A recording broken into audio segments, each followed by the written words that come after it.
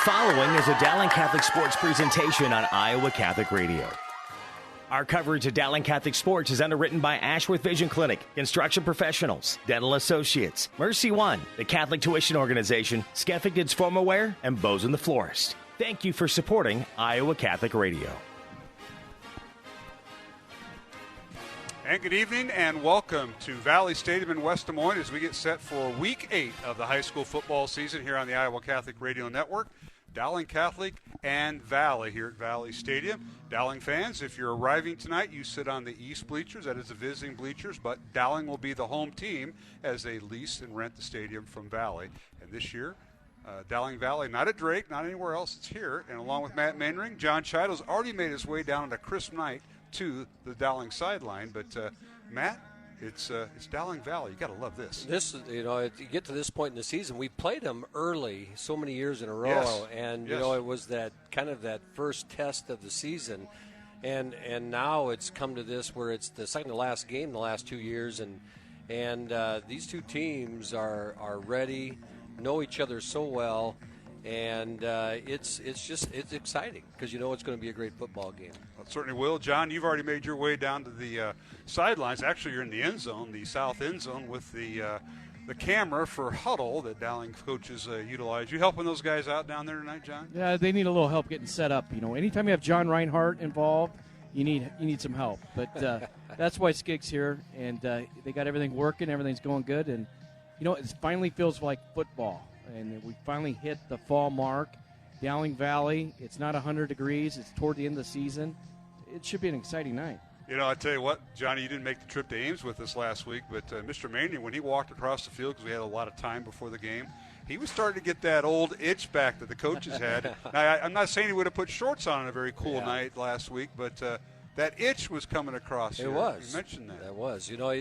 The fun part of the season, you do all this stuff and you get in the routine in the middle of the season like this, and then you have one of these big games late in the season. It re-energizes the kids because you get this lull, before you enter the playoffs, and this is a great way to counterbalance that. And these two teams will come to battle, and on a cold night like this, it comes down, in my mind, to how well your kids are disciplined mentally, because that cold is going to factor in a little bit, and it gets their attention. And how well are you mentally to not make the little mistakes? Well, let's talk about tonight's weather conditions. Partly cloudy skies, 48 degrees right now, with feels like temperature at 43 degrees. And Johnny, you could probably attest to this. The wind blowing from north to south out of the northwest at 15, with slight gusts, I say slight, at 20 miles per hour. So you could probably feel the little chill in the air. Yeah, it's definitely got that chill factor, and it feels a lot colder than what the temperature is. But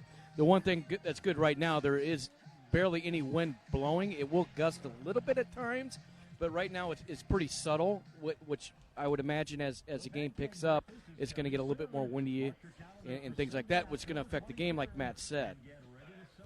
Well, we want to congratulate Mr. Chido, Matt. They closed out their season. They lost their first two games to the 8th grade team at Dowling. They won their last 4 in a row, and if you noticed tonight, his hat's a little looser. They had a little haircutting ceremony, and his partner down there, Mr. Mark Scigliato, one of the other coaches, provided a generator, which I have never seen on a football field in my life, with a clipping ceremony following the game. John, talk about how that went. I still have the video that I have not yet posted on social media as of yet. That's right. Other people have, even though it was supposed to be banned from social media. You tried to do that. There is an over-under bet on how many times you're going to mention the haircut. I'm not going to tell you who I have it with, Casey Shelton. So right now we're still under. So if you could keep it less, because I have the under, he has the over. But only for you, Johnny. We won't bring it up again. Coach, whatever you need. But anyway to get the kids motivated, and they really stepped up to the challenge. It was a lot of fun, and the kids played well, and the end of the season, it was a great ending to the season, I should say. You don't know how important that is to a program, making sure the youth have the correct coaches, the right people, developing them. And, John, you and your staff did a tremendous job at the 8th grade level. I know Coach Claude Wilkins at the 9th grade level, still undefeated after the win last night over Valley 21-14 at the freshman game, but great job, and I hope you guys all had fun. I know the kids did. I saw evidence of that in person. Oh, absolutely. And when you can coach with guys that are so great like the staff we have, but not only, great coaches, but they're great friends. And we have good friends that can come together and coach in that environment. It makes it so much more fun. And, I can't say enough about Rod Hagan and being able to coach with him over the years. And once it's all over with and get out of coaching, that's who I'm going to miss most because, Rod and I have been doing it for such a long time. Sure. All right. And, it's been a great run. Well, congratulations. And now we should welcome our, I'm counting 1, 2, 3, fourth member of tonight's crew. And believe it or not, we have a lawyer in the house tonight, Mr. Maindring, and that is a Dowling alum. And he is a lawyer, and that is Ken Monroe from the infamous Monroe family. I think we had how many years in a row in a Monroe going through the halls of Dowling. Then the streak ended, but I think a new one is starting because I know you have grandkids. And Ken, welcome to the broadcast. Well, thanks. Glad to be here. It's a football night. I was downstairs, and I officially ran into Father Flood, Father Roby, and Father Downey, all of whom graduated with my children from high school, which makes me officially really, really old. Which was when? 20? I graduated. No, your kids. My kids. My oldest, Jim, graduated in 2009. My son, Jack, was 11. That was when they started the streak for the state championships. My daughter, Mary Kate, was 2013, and my daughter, Molly, who I had to call and ask, was 2017. Well, I was going to say, forget the last you one. just about got the Dad of the Year award there. You know when all your kids graduated. I couldn't do that. Actually, I had to learn my nephews and nieces' graduation dates, too, before I got here because my mom had 17 grandkids that graduated from Dowling High School. Eight boys in 4 years. She never thought she'd have a granddaughter, and then 8 girls in 4 years. And then the tiebreaker came 2 years later, and it was the boys. So, yeah, we've done our part. You're up here, Ken Monroe, because you won the men's stag, or I don't know how that all went, but that was during the COVID time. So we're trying to get some of those folks back because we were kind of sequestered with our broadcast. But Ken, I know it's many years probably due, but thank you for being up here and thanks for donating to Iowa Catholic Radio back in, 2011? Or that'd be 12 or 13.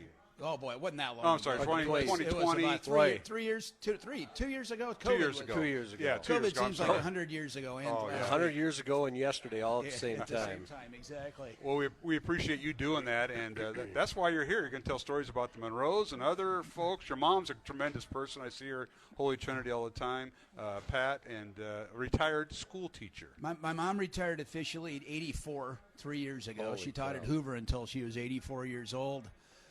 But then she substitute teach for a little bit. Yeah, and now she's fully retired. Listening to hi, Mom. I told her today I would say hi to her. That Matt, we had a Dowling Hoover game at Dowling. Visiting fans sit behind me where I broadcast basketball. It's a basketball game. Yeah. His mom sat behind me and threw popcorn at me because those were her kids that she taught for Hoover playing against Dowling. That's the only time I've ever seen her on the opposing sideline. And she threw popcorn during my broadcast. So the scoring wasn't quite right. It didn't add up, but that's just me. Yeah. But that's his mom. Yeah.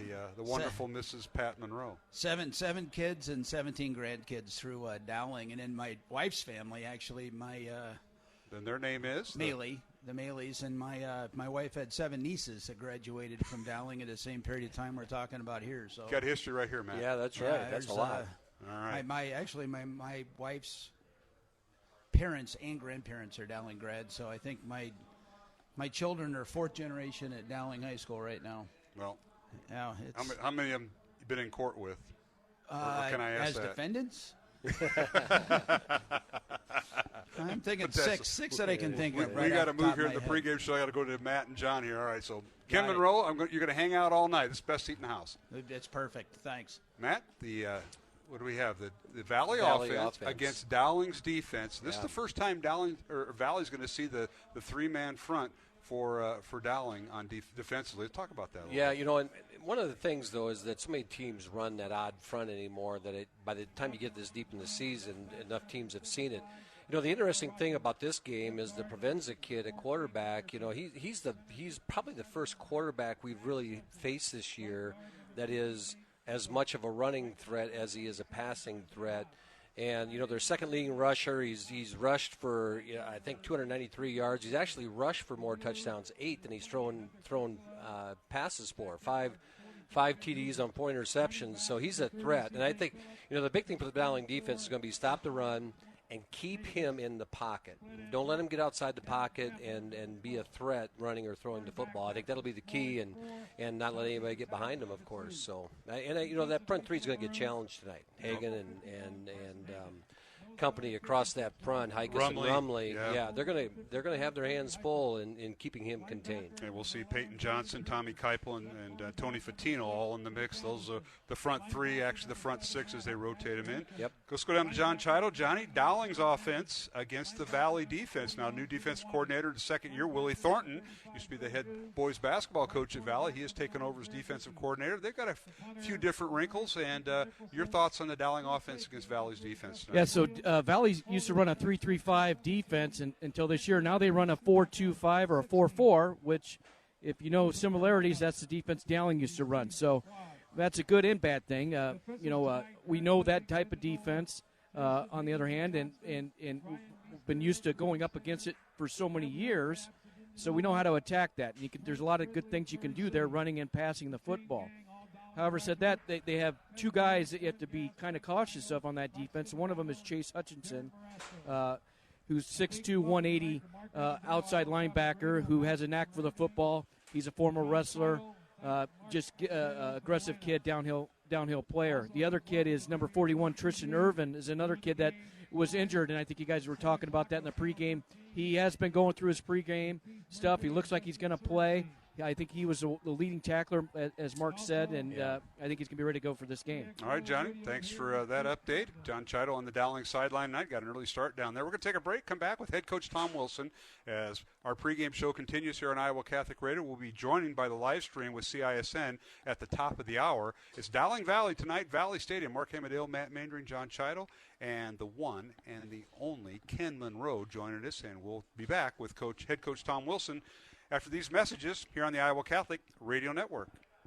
I feel like we're lost in this woods. And why is my boyfriend up in a tree? It doesn't matter. Who could be against choice? Depends on the choice. And what did you do with our compass? What about the rights of my conscience? Does your conscience recognize the right thing to do? Watch. I'm choosing to prune the branch off this tree. But it's the one you're sitting on. Ah! Choice is a means, not an end. Form your conscience to make good choices. You'll be glad you did. Looks like I need to choose a different boyfriend. Ouch. A message from Iowa Catholic Radio. Support for Iowa Catholic Radio is provided by Ashworth Vision Clinic. Complete eye exams, contact lenses, glasses, glaucoma testing, and pre- and post-operative care. 515-440-4610. AshworthVision.com. The leading Catholic voices are on the largest Catholic media network in Iowa. Venerable Fulton Sheen, Theresa Tomeo, Jerry Usher. You're listening to the Iowa Catholic Radio Network.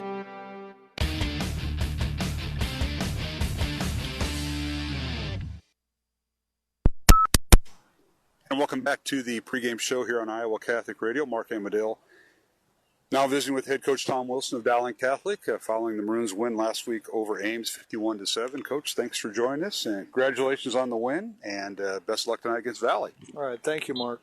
Well, Coach, look back at last week. You got off to a great start, led 38-0 at halftime, had the running clock in the first half, got a lot of kids in, and both sides of the ball played well. Your defense continues the first unit pitching the shutout, and your offense continues to move the football. The offensive line really gelling, and it also helps to have some healthy kids. And I know everybody's kind of nicked up, but there's nobody on that's listed as out, and that really helps a lot when you got a football team and trying to get a lot of players playing time.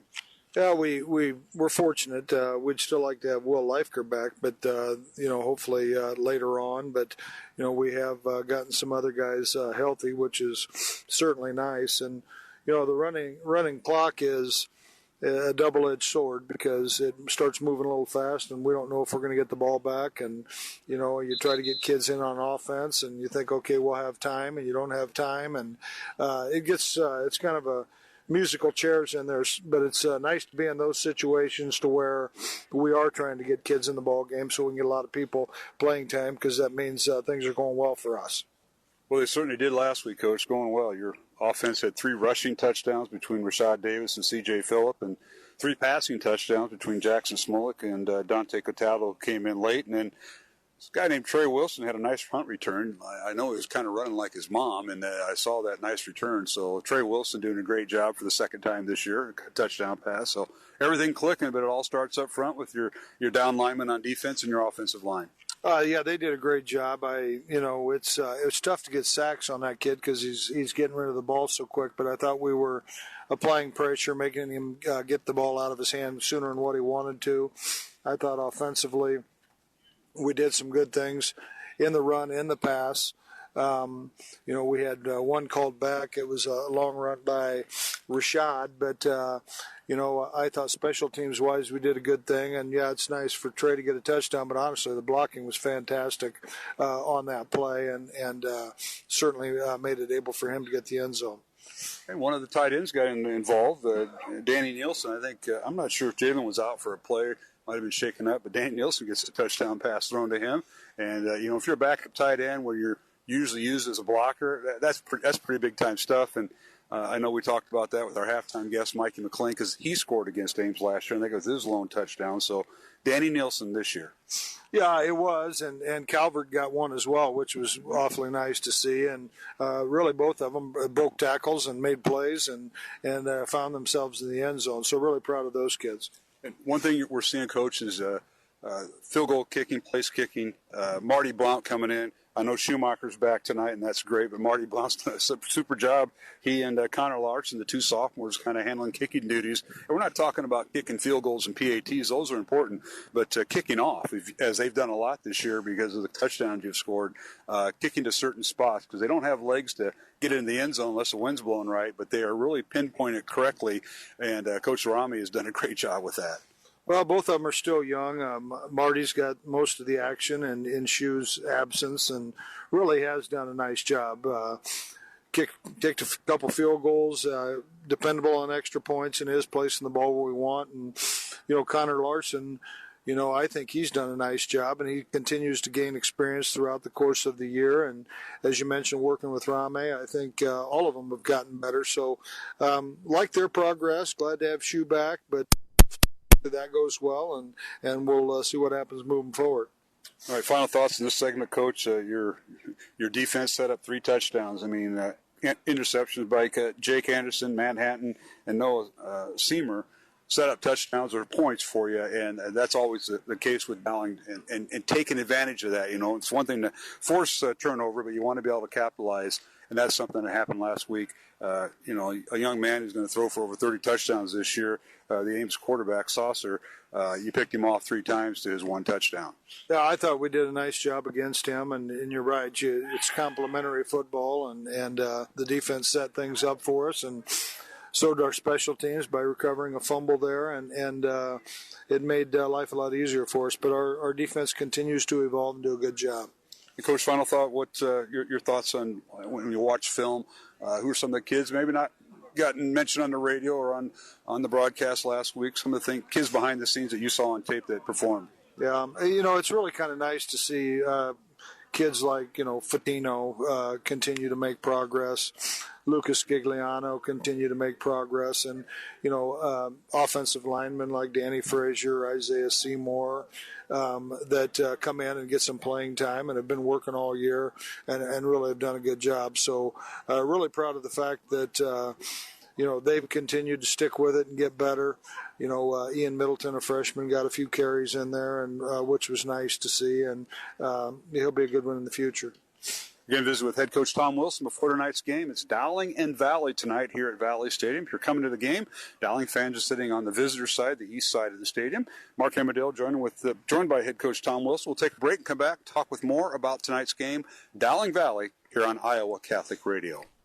It's the Iowa Catholic Radio Pro-Life Diaper Drive. October is the month dedicated to pro-life, and Iowa Catholic Radio is celebrating all month long, as we will be accepting your donations of new diapers at the new Iowa Catholic Radio Network studio location, 1355 50th Street, Suite 500 in West Des Moines, next to Intervisions Healthcare. Diapers of all sizes are appreciated. Be part of the Iowa Catholic Radio Pro-Life Diaper Drive during the month of October, supporting Intervisions Healthcare. Support Support for Iowa Catholic Radio is provided by Construction Professionals. Construction Professionals does remodeling and new construction. Construction Professionals is a Catholic family business built on a strong foundation. CPCustomHomes.com. Thank you, Construction Professionals, for supporting Iowa Catholic Radio. Thank you for your support of Iowa Catholic Radio. Did you know when you support Iowa Catholic Radio, you can make your donation go farther by asking your employer about matching gifts? Ask your employer about matching gifts, and thank you for supporting Iowa Catholic Radio.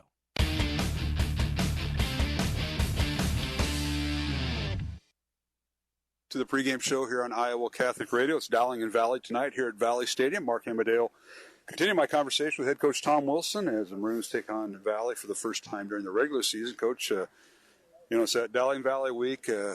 I'm sure practice has been driven up a notch throughout the week on both sides, both schools. But talk about the matchup with the Valley Tigers. Obviously, they're just got it right above 500. They're 4-3 coming in. They're kind of remind me of Dowling a year ago, where you're looking to make sure you're in the playoffs, you get a seed, and then if you can get a home seed, that's even better. Valley's kind of in that boat now as they have games with Dowling, and then they finish next week at Roosevelt. It's very similar to what I told our kids last week, is that, this is very similar to what it was a year ago, except roles were reversed, and we ended up winning the ball game. And I think anybody that's been around this rivalry knows that, the records don't matter. Maybe who won the first time, if it happens to be a rematch, that really doesn't matter. It's what a true rivalry should be, and it'll be a great football game. Well, it certainly should. We look forward to that. The Dowling Valley rivalry has been going on for quite some time. I know you've had the great end of the stick, so to speak. But Valley's got a new quarterback this year, number 10, Michael Provenza.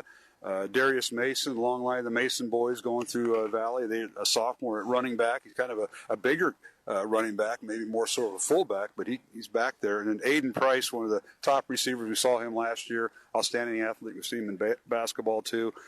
Just some numbers to throw at the Dowling defense tonight against the Valley's offense. Yeah, they've, Provenza's really come in and done a nice job. And he's capable of throwing the ball, but they've used his feet as much as anything else. You mentioned Darius in the backfield, just a sophomore. I've got a lot of familiarity really with him. He's one of my son's better buddies, so I know Darius and a bigger kid, as you mentioned. Aiden Price, I've always been a fan of his game. Really nice athlete. Bryce Anderson, their tight end, I think is certainly a weapon. He looks to be much improved from a year ago. And then Zay Robinson, one of their wide receivers, again, only a sophomore, but certainly a very good receiver. And then defensively for Valley, they have 3 starters back. We should mention they had 3 starters returning on offense too, but 3 starters back, starting with Surreal Fountain at nose tackle, number 93, and then Chase Hutchinson, kind of a jack of all trades. You'll see him kind of like Cooper Nicholson for Dowling all over, but Chase plays linebacker. He was a cornerback last year. Those are 2 guys that come back from a year ago, but Ryan Kennan, defensive end, number 95, he's their leader and on defense, on that defensive line. Really, all 3 of those guys you just mentioned, I think, are really good football players. Hutchinson played corner, as you had said, and they moved him to their Sam linebacker and moved him around quite a bit. I think he's done a really, really nice job as an outside backer. Kennan, I think, is, a really solid football player. It seems like he's been there for quite some time, but that's how they build him at Valley, it seems like, is he's about 6'3", 235, 240, and they always have somebody like that. And Fountain can be can make things difficult inside. So they've played good defense, and under Willie Thornton, they've changed their defense a little bit. I expect much more pressure, a lot of man cover, but they've played good defense throughout the course of the year. Well, Coach, as you look at Dowling Valley and you look at the game a year ago, Valley had the lead, and then Dowling had that great second-half comeback. Your thoughts on this matchup with these 2 teams, and what are some of the keys for Dowling to be successful tonight? Well, I think it's going to be a really good ball game. I really do. I think you look at Valley's, they may be 4-3, but they lost to Polk and lost to Ankeny. Well, a lot of people are going to lose to those teams, and then they had the close loss to Urbandale at home. And so I think they're a good football team. I certainly think they're a playoff team. We're going to have to play really well, and we're going to have to do a great job at the line of scrimmage and make plays that are contested, because they're going to be after us, their defense on our offense, and we're going to have to stop their run and make them throw it. Coach, thanks for the time, and we'll talk to you at halftime and during the postgame. Appreciate it as always. All right, thank you. Head Coach Tom Wilson has been my guest here on the pregame show. It's Dowling and Valley tonight from Valley Stadium. Mark Hamadale alongside Matt Mandring and John Chato will rejoin the broadcast following these messages here on Iowa Catholic Radio. Did you know you have a choice in your child's education? Smaller class sizes, dedicated teachers, a sense of community, and a caring learning environment. Whether it's in the classroom or at home, Diocese of Des Moines Catholic Schools deliver the best value in education, and we offer tuition assistance to help you afford it. Learn more about how the Catholic schools in the Des Moines Diocese might be the right choice for your child. Visit dmdiocese.org/schools. Support for Iowa Catholic Radio is provided by Dental Associates, addressing your smile needs and dreams. 515-225-6742. Des Moines-DentalAssociates.com. Thank you, Dental Associates, for your support of Iowa Catholic Radio. The leading Catholic voices are on the largest Catholic media network in Iowa. Father Andrew Apostoli, Kimberly Hahn, Owen Jensen. You're listening to the Iowa Catholic Radio Network.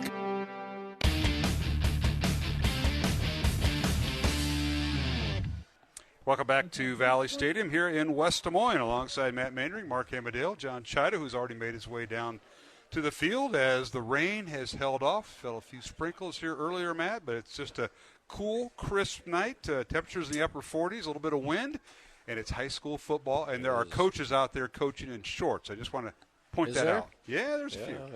Not maybe on the Dowling side. A few people that might be as crazy as that once in a while. You can see the flags starting to lay down, too, so the wind's dying down. So it's going to be a cool night, but, as long as that wind's not blowing, it's good football weather. So let's get ready to play football. Absolutely. And, John Chato, as we bring you back in, I know you're in the south end zone monitoring the huddle camera that's over there. But you look at these two teams defensively, and I know Coach Wilson touched on it. Dowling has forced 15 turnovers by their defense, recovered 8 fumbles and 7 interceptions, and the Valley Tigers have forced 12 fumbles and have intercepted 4 passes for 16. So both teams have almost doubled their amount of games with forcing turnovers, and that's a good sign.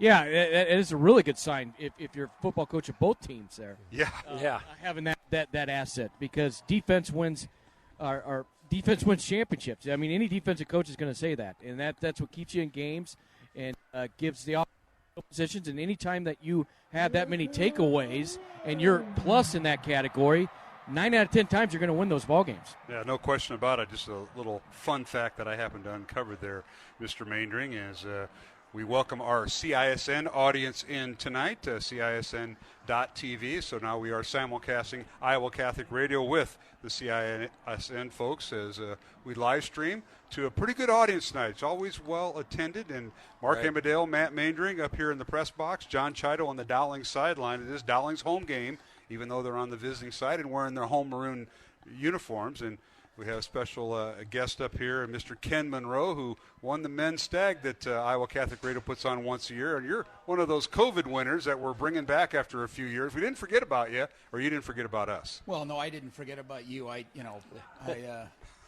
Every week I was planning on coming here, but this is a week that worked. Yeah, how convenient. Yeah, exactly. It's a good one. Yeah, the good one. How convenient. There's a lot of good ones. Yes, there is. Exactly. Our officials tonight, Brad Bunning, and they're having the coin toss down there. He's in the white hat. Jason Higgins is the umpire. Ryan Meester, Gabe Capps, and Brent Fridley are the rest of our officiating crew. We welcome them tonight as we are just about ready for the coin toss. But first, we're going to take a break as we on Iowa Catholic Radio will have our pregame prayer with Father Reed Flood, and of course a note from the president of Dowling Catholic High School, Dr. Dan Ryan, and we'll break for that and come back with our starting lineups and kickoff. It's Dowling Valley 2022 here at Valley Stadium in West Des Moines, Week 8 of the high school football season on Iowa Catholic Radio and CISN.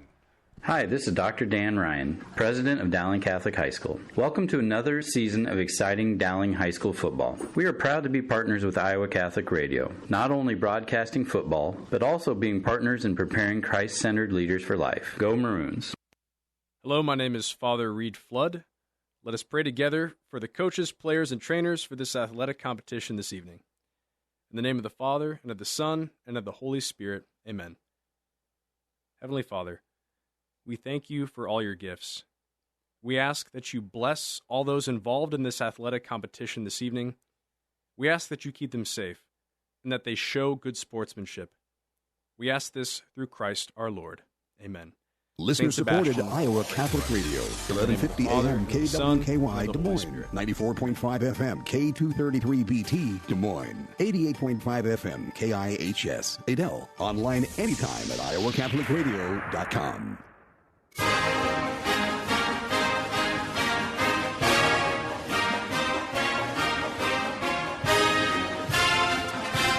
And welcome back to the Valley Stadium here in West Des Moines. We get set for kickoff. Dowling Catholic taking on the Valley Tigers.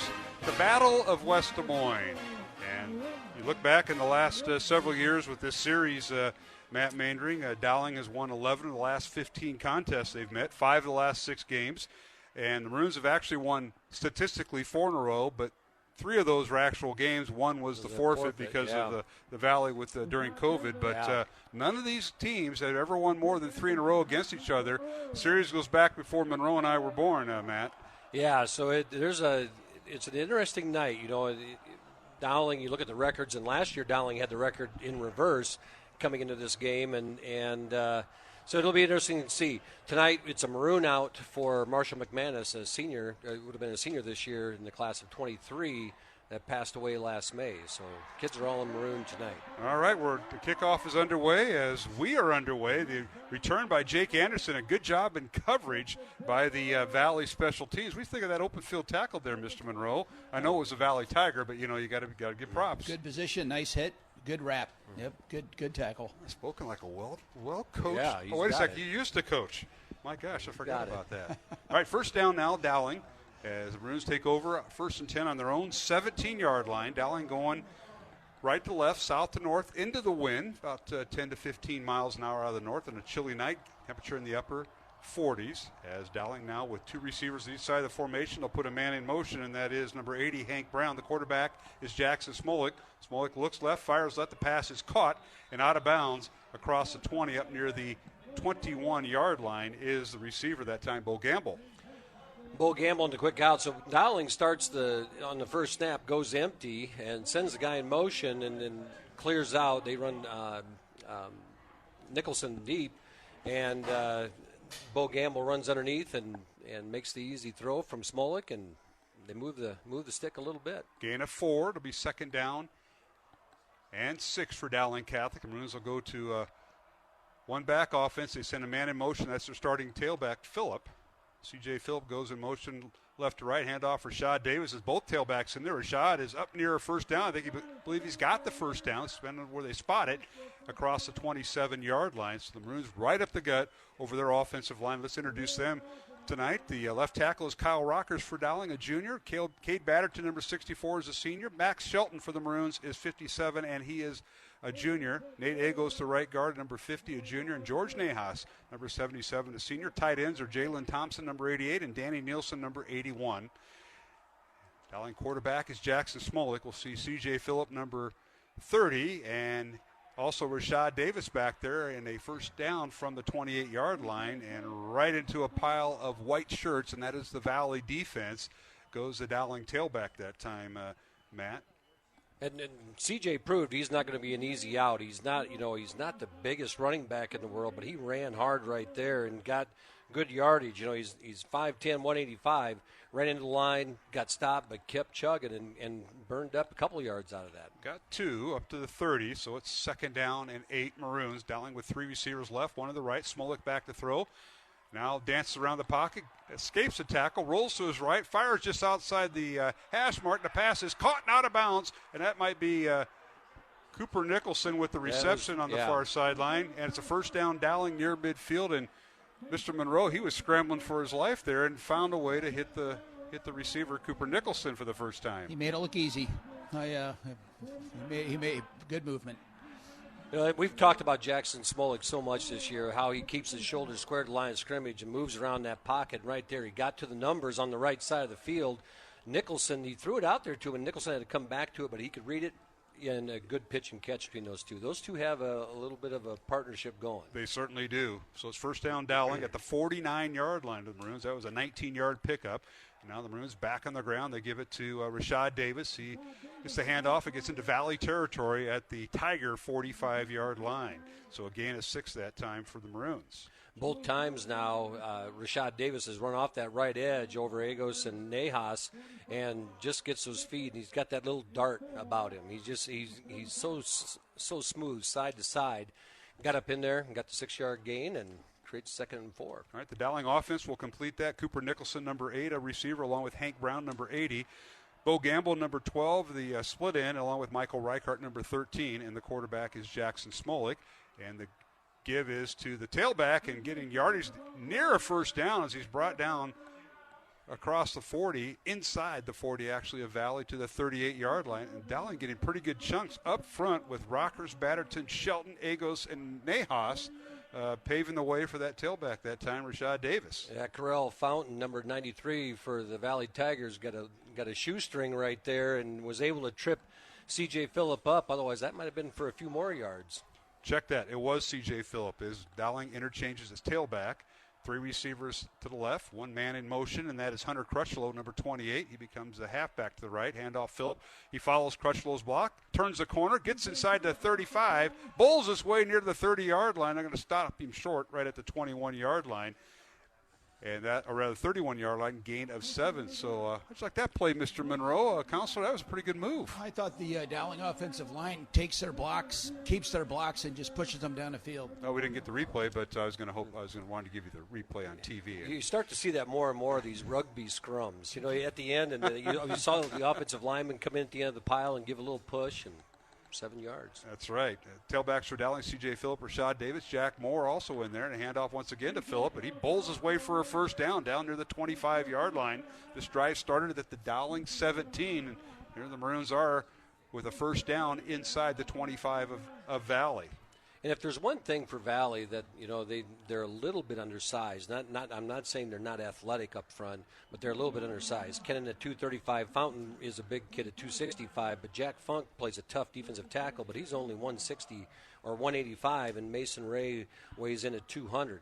So it's a little bit lighter group, and that offensive line's firing out and getting them. We have a timeout on the field, 8:42 remaining first quarter, no score. Dowling has taken the opening kickoff and has went from their own 17-yard line. And here we are 8 plays later, a first down at the Valley 25, but an injured Valley player. And we'll keep it here. Let's introduce the Valley defense for the first time tonight. Up front, the left defensive end is Ryan Kennan, a senior. Correll Fountain is a senior nose tackle. Defensive tackle is Jack Funk, number 31. And number 54, Mason Ray, a senior, is a defensive end. Linebackers for Valley, number 2, Chase Hutchinson. You heard Johnny talk about him earlier. Theron Castle's the other linebacker, number 32, and Hunter Clark is their third linebacker, number 44. Corners are Joshua Brown and Isaiah Pinks. And Cole Sonnenberg is a strong safety, and Andrew Price, the free safety. Now, Andrew is the younger brother of the Valley offensive receiver, and that is Aiden Price, who's a senior and one of their top guns, and now the Valley player is up and walking off under his own power. Yeah, it's Correll Fountain, and it's good to see him up and walking. It's hard to guess what it is from this side of the field, but he jogs off under his own power as he gets to the sideline. Other games going on tonight is Waukee Northwest at 3rd-ranked Ankeny. That game is also on CISN. 7th-ranked Urbandale at Waukee. That game also being televised on CISN. Ankeny Centennial at 4th-ranked Southeast Polk, and Cedar Rapids Kennedy at Johnston among games amongst ranked teams around the league in district play. And now Dowling with the first down at the 25 of Valley. They keep it on the ground, and the handoff goes to C.J. Phillip, and he bowls his way, gets about 5 yards down to the 20-yard line. And the Maroons have just kind of been knifing into this Valley defense ever so slowly, starting back at their 17. And here we are about, what is this, Matt? 6. This will be the 9th play of the drive. You couldn't ask for anything more. You know, in the old days, you say it's kind of like Novocaine, right? You just want to keep giving it to them and soften them up by the end of the night. But they're really taking it to them up front right now. 2nd down and 4. They move the ball to the 19-yard line. Dowling keeps the ball on the ground, and near a first down, and actually a first down. They get across the 15 down to the 13-yard line, gain of 6, and that's some big yards, 6, 7 at a time during this drive. That's a first down carry by Phillip. And you can see that, and Johnny will attest to this in a little bit, you can see the Valley Tiger defense crouching up in there even more, and pretty soon now they got 6 guys in the box, and Dowling's still getting 6 yards a pop as they come off the line of scrimmage.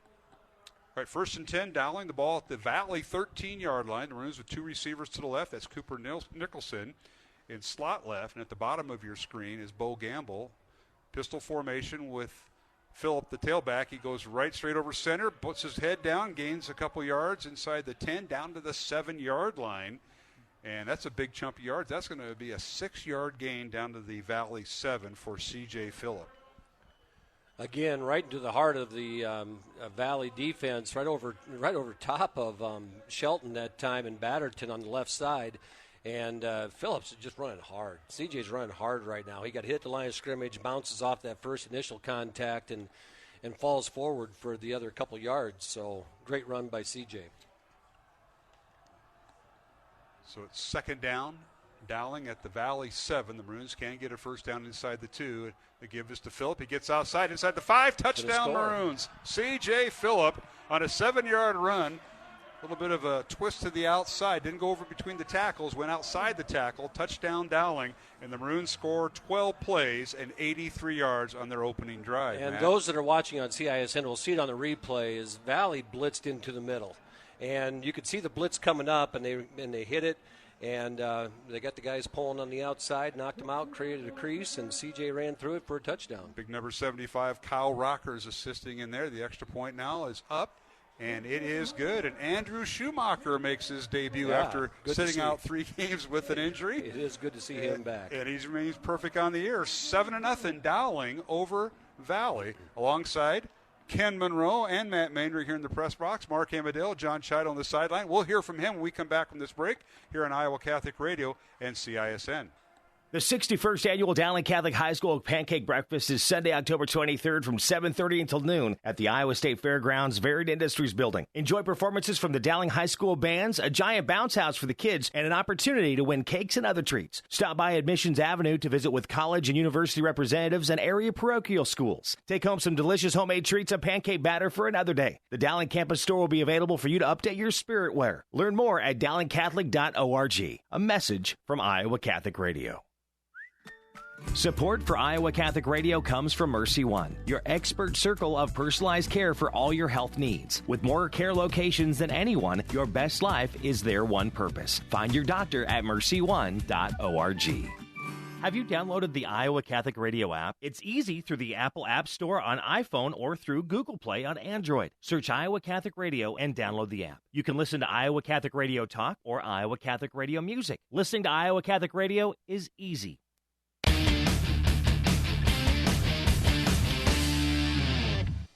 And we're back here at Valley Stadium. Dowling goes 12 plays, 83 yards, capped off by C.J. Phillip.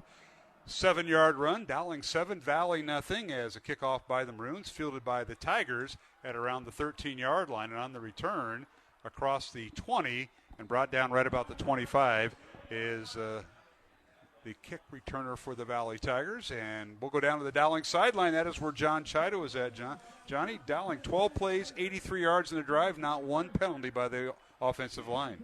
Yeah, and when you're able to dominate the line of scrimmage and control the line of scrimmage early on in a ball game, that's great signs offensively. Now, if your defense gets everything clicking too, and you're able to run the ball effectively as you are, then it's going to be a long night for the Valley Tigers. All right, first down Valley, the first time we're seeing their offense in the contest tonight. Michael Provenza is the quarterback. He wears number 10. And the handoff is to the tailback, and is that Mason trying to get around the left end, and he just went more east-west there, Matt, than north-south, and he's brought down for a loss back to the 21-yard line. Line of scrimmage was a 23. Yeah, looks like a 3-yard. Well, they're going to give him another yard there. So 2-yard loss on the play, and, the Ankeny game, when Valley played them last week, both teams went up and down the field, and they didn't stop each other for the first half. And, I think it was 21. I don't remember what the score was at halftime, but I think both teams scored in their first 3 possessions. So this will be a big thing to get this first drive stopped for the Maroons. All right, Darius Mason is in the backfield. He wears number 22. Tigers send a man in motion, and he'll stop right behind the right tight end. And now the direct snap, and Provenza will carry around the right side. He's one of their leading ball carriers. It gets up to the 30-yard line where he spins up and gets about 9, so he gets some of that yardage they lacked in the first play. He gets up to the 29-yard line, a gain of 8. And again, their second leading rusher is Provenza, and he can scoot up in that line of scrimmage and hide behind those guys, and he has quick feet, and he got good yardage there. One thing you see about Valley, they huddle up. And we don't see that out of the Dowling offense. And we'll talk more about Provenza because there's another one at Dowling who's a sophomore young lady, his younger sister, and that's the interesting part of this Dowling Valley series. Provenza back to throw, fakes the handoff, will keep it, hit and drop right about the 30, 31-yard line, shy of the first down on 3rd and 4 to bring up 4th down for Valley. 4th down, great play as the Maroons kept him in the pocket. Before the game, he said, if we can keep Provenza in the pocket, that's going to be the advantage to the Dowling defense. And he scored it out late, but got it. And to your point, Mark, it was interesting to me coming down to Dowling. We were talking about this before the game, is how many families do have one kid in one school and one kid in the other. It happens more than you think. Not the Monroes. They're all been at Dowling, right? Yeah. Yes. Right, Ken? Right? In grandkids? For better, for worse. Yes. Yes. 4th down for the Valley Tigers. Into punt will be Dawson Shine, number 14, gets it away as the wind at his back. And back deep is Dowling. That's Cooper Nicholson with it. Across the 40. He's still on his feet. 50. Yeah. Down the far sideline, 40. And picks up his blockers and finally driven out of bounds at the Valley 40, or rather 35-yard line. Tremendous punt return by Cooper Nicholson. He and Troy Wilson kind of share that position, and Cooper gets the first attempt tonight. That young man has a little bit of shake. He had 2 guys on him, and he splits them, and then heads for the sideline and has an alley up that edge and on the Dowling sideline, and away he goes. 4:10 to go, first quarter. Dowling 7, Valley nothing here on Iowa Catholic Radio and CISN. John Chida, you're down there as a change of possession. Tremendous punt return, but a great job by the Dowling defense. Yeah, it sure was. It'd be able to force Valley to the limit. They had 1 first down, forced them 3 and out on the next series, and able to flip the field position and stay with that great position based on Cooper Nicholson's punt return. Gets a great start for the Dowling offense. 30-yard return. Thank you for that report, John. Dowling back to the ground game as they give it to their tailback, and he's hit and stood up and dropped for a loss. Nice job by the Valley defense. They come in from that left side and stack up Rashad Davis, who was a ball carrier there for the Maroons. Josh Brown comes up and from his corner position and stops Rashad Davis as they're selling out for that run now. Yeah, tremendous open field tackle that time by the Valley defender. And that'll bring up 2nd down and 12. That was Josh Brown, as you mentioned. There's Dowling back to throw. Smolik steps up in the pocket, avoids contact, fires the ball downfield, slings it. It's caught. First down, Maroons inside the 20-yard line. Beautiful reception. I'll tell you what, Smolik bought himself some time before he unleashed it to Bo Gamble on the reception. Bo Gamble, and again, he slid to his right, gets out by the numbers, and then the Bo Gamble runs to the edge, and Smolik puts it only where Gamble can catch it, and just a great play. First down, Dowling on the reception. The Maroons now inside the Bozen the Flores red zone. Say more with Bozen, 515-244-ROSE. That's 244-7673. 3 receivers left. Pistol formation here is Smolik, and inside handoff. Going outside, and that's Rashad Davis, and the Valley defense strings that along the line of scrimmage, Matt. And Rashad may have gotten back to the line of scrimmage. They're going to spot him for a loss of 1 as the Valley defensive front just kind of strung that out. Yeah, they did, and I thought they were calling a penalty there, but I guess not. So one thing to watch here is that time when Dowling went trips left, Valley is going straight man on this, and there's no over the top help. Now in this set they have someone over the top help. They're going too deep on this one. The last time there wasn't, so pay attention to that. That's where that quick screen comes in. 2nd and 10 Dowling, and they throw it into the end zone looking for Cooper Nicholson, and it's knocked away, incomplete. Great one-on-one coverage that time by the Valley Tigers as they had Cooper well defended by number 2, and that is Chase Hutchinson, a young man that John Chido mentioned in the pregame. He could use his length. Hutchinson at 6'2", 180, and a senior, and he gets the assignment on the Dowling captain, Cooper Nicholson. Nice replay here. Look at his defensive, the way he got in the way of the play, and well schooled there, Matt. Yeah, it was well coached, and he Chase did a really good job right there of defending that jump ball that essentially Smolik and Nicholson have taken advantage of. All right, 3rd and 10. Play action fake, and now Smolik wants to run. He's going to be smothered under and hit and sacked back inside the 30-yard line. Valley brings the house, and they get the sack in there, led by number 54 for the Valley Tigers, and that's Mason Ray and company. Yeah, and it puts the ball back to the 30-yard line, which is probably outside of the field goal range. They're going to try it. So they are going to try a 40, into the wind.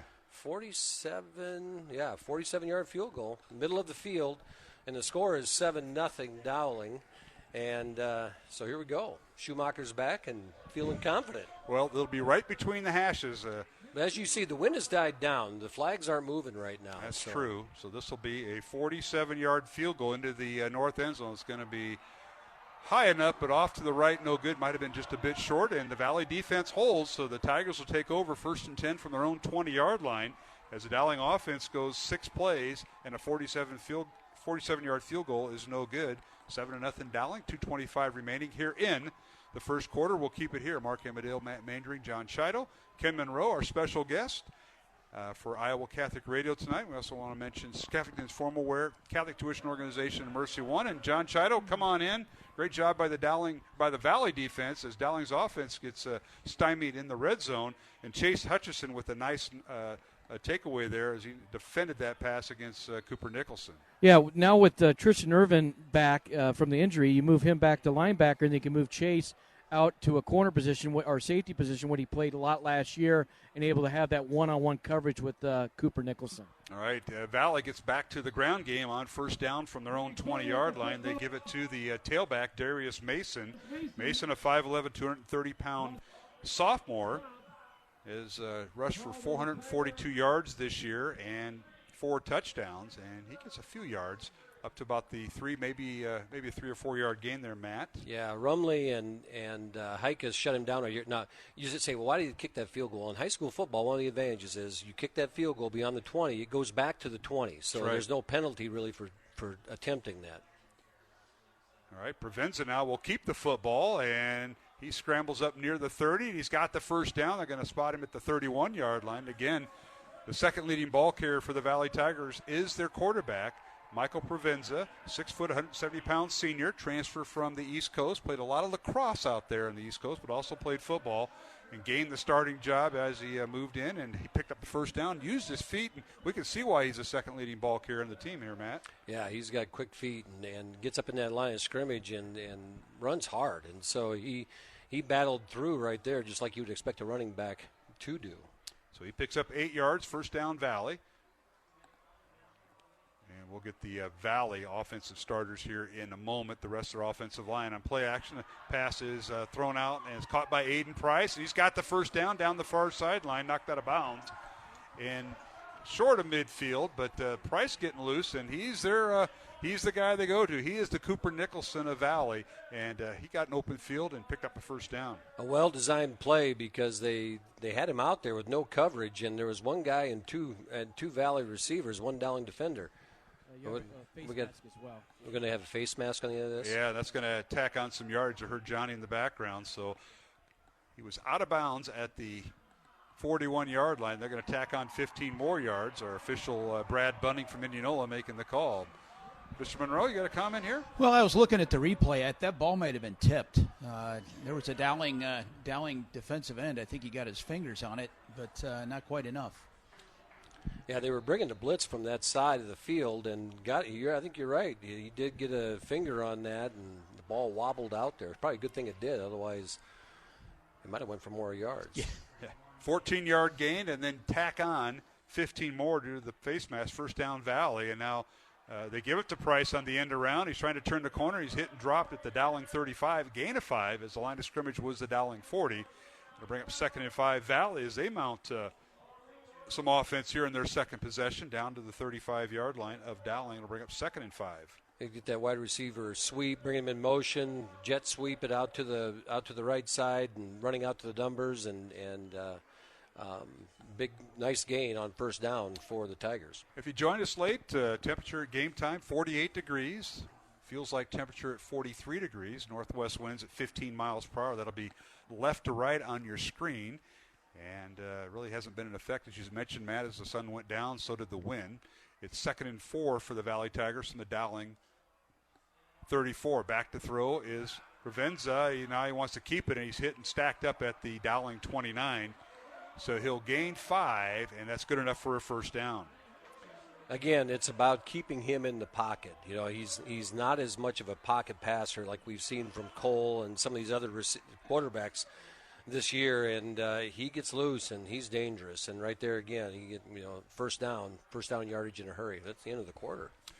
Quick quarter as we come to the end of the first quarter here at Valley Stadium in West Des Moines. The Battle of West Des Moines as number 2 Dowling Catholic and number 9 Valley. Dowling with the lead 7-0. Valley threatening. Back with the second quarter in 1 minute here on the Iowa Catholic Radio Network and CISN. This is Matt Wilkham, Executive Director for Iowa Catholic Radio. Thank you so much for your support during our fall fundraiser. Because of you, the people and programs you love will continue to be heard throughout Iowa and beyond. If you didn't get a chance to give, there's still time to become an Iowa Catholic Radio family member and receive your thank you gift, a digital or hard copy of the booklet 20 Answers, the Eucharist. Plus, matching dollars are still available. Donate now at iowacatholicradio.com. And again, thank you for supporting Iowa Catholic Radio. Support for Iowa Catholic Radio is provided by Skeffington's Formal Wear, in business since 1951, with locations in Des Moines, West Des Moines, Coralville, and Ankeny. Skeffington's Formal Wear, fitting you for life celebrations. Online at skeffingtons.com.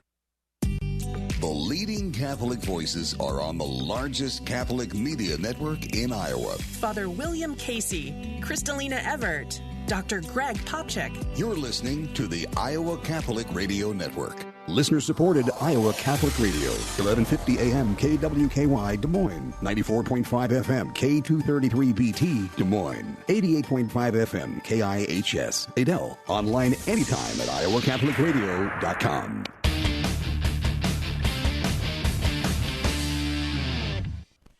And we're back here at Valley Stadium, West Des Moines, as we start the second quarter. Dowling leading 7-0, but Valley with a 1st and 10 from the Dowling 29 as this drive started back at the Valley 20-yard line. Mark Amadil alongside Matt Maindring in the press box. John Chido on the Dowling sidelines. Our guest tonight from Iowa Catholic Radio and the men's stag held a few years ago. The COVID guy, Ken Monroe, and we appreciate having you here, Ken, as we got a few moments before the snap here the second quarter. Glad to have you up here. The COVID guy. Nice. I like that. The COVID guy, yeah. Yeah.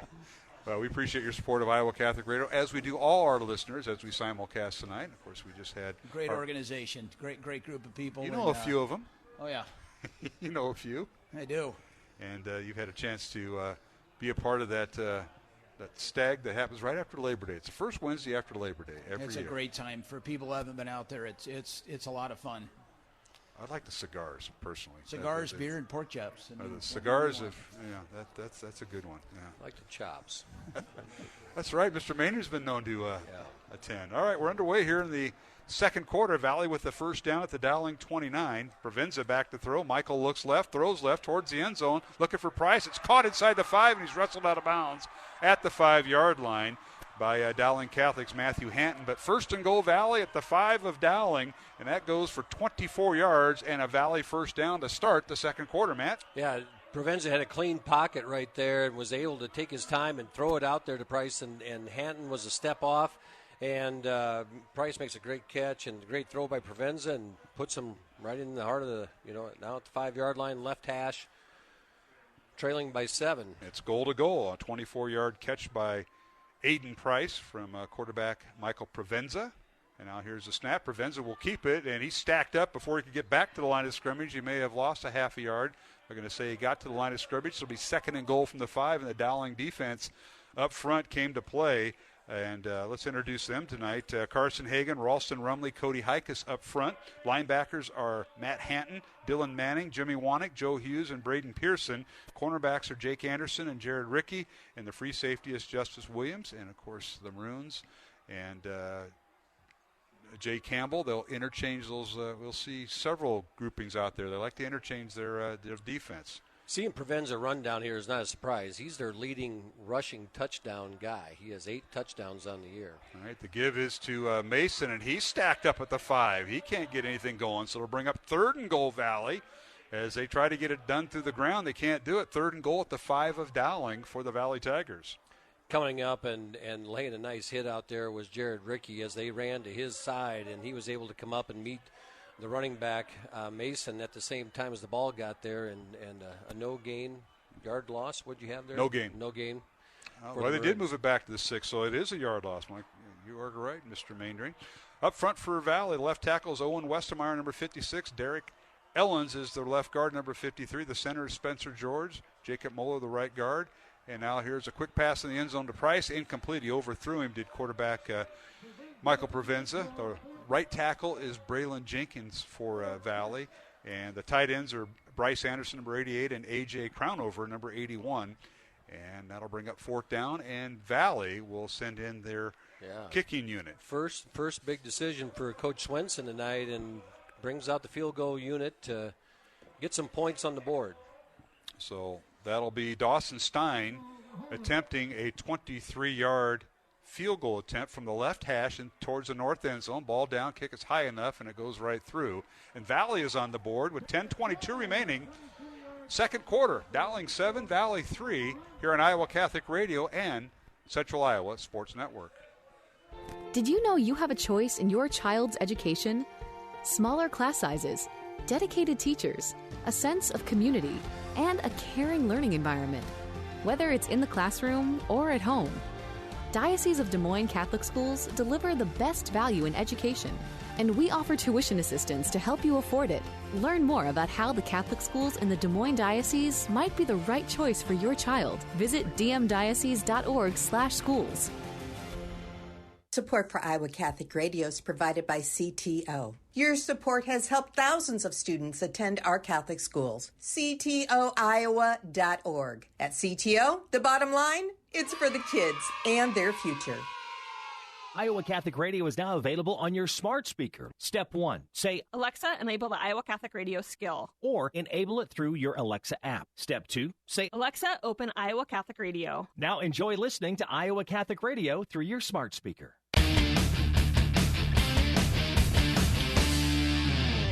Hey, we're back here at Valley Stadium, West Des Moines, here on CISN and Iowa Catholic Radio. Mark Amadale, Matt Maindring, John Chido, Ken Monroe, our special guest in the press box tonight on a very chilly night. Here's a kickoff by the Valley Tigers, and the end-over-end kick, and it's fielded by Dowling Catholic.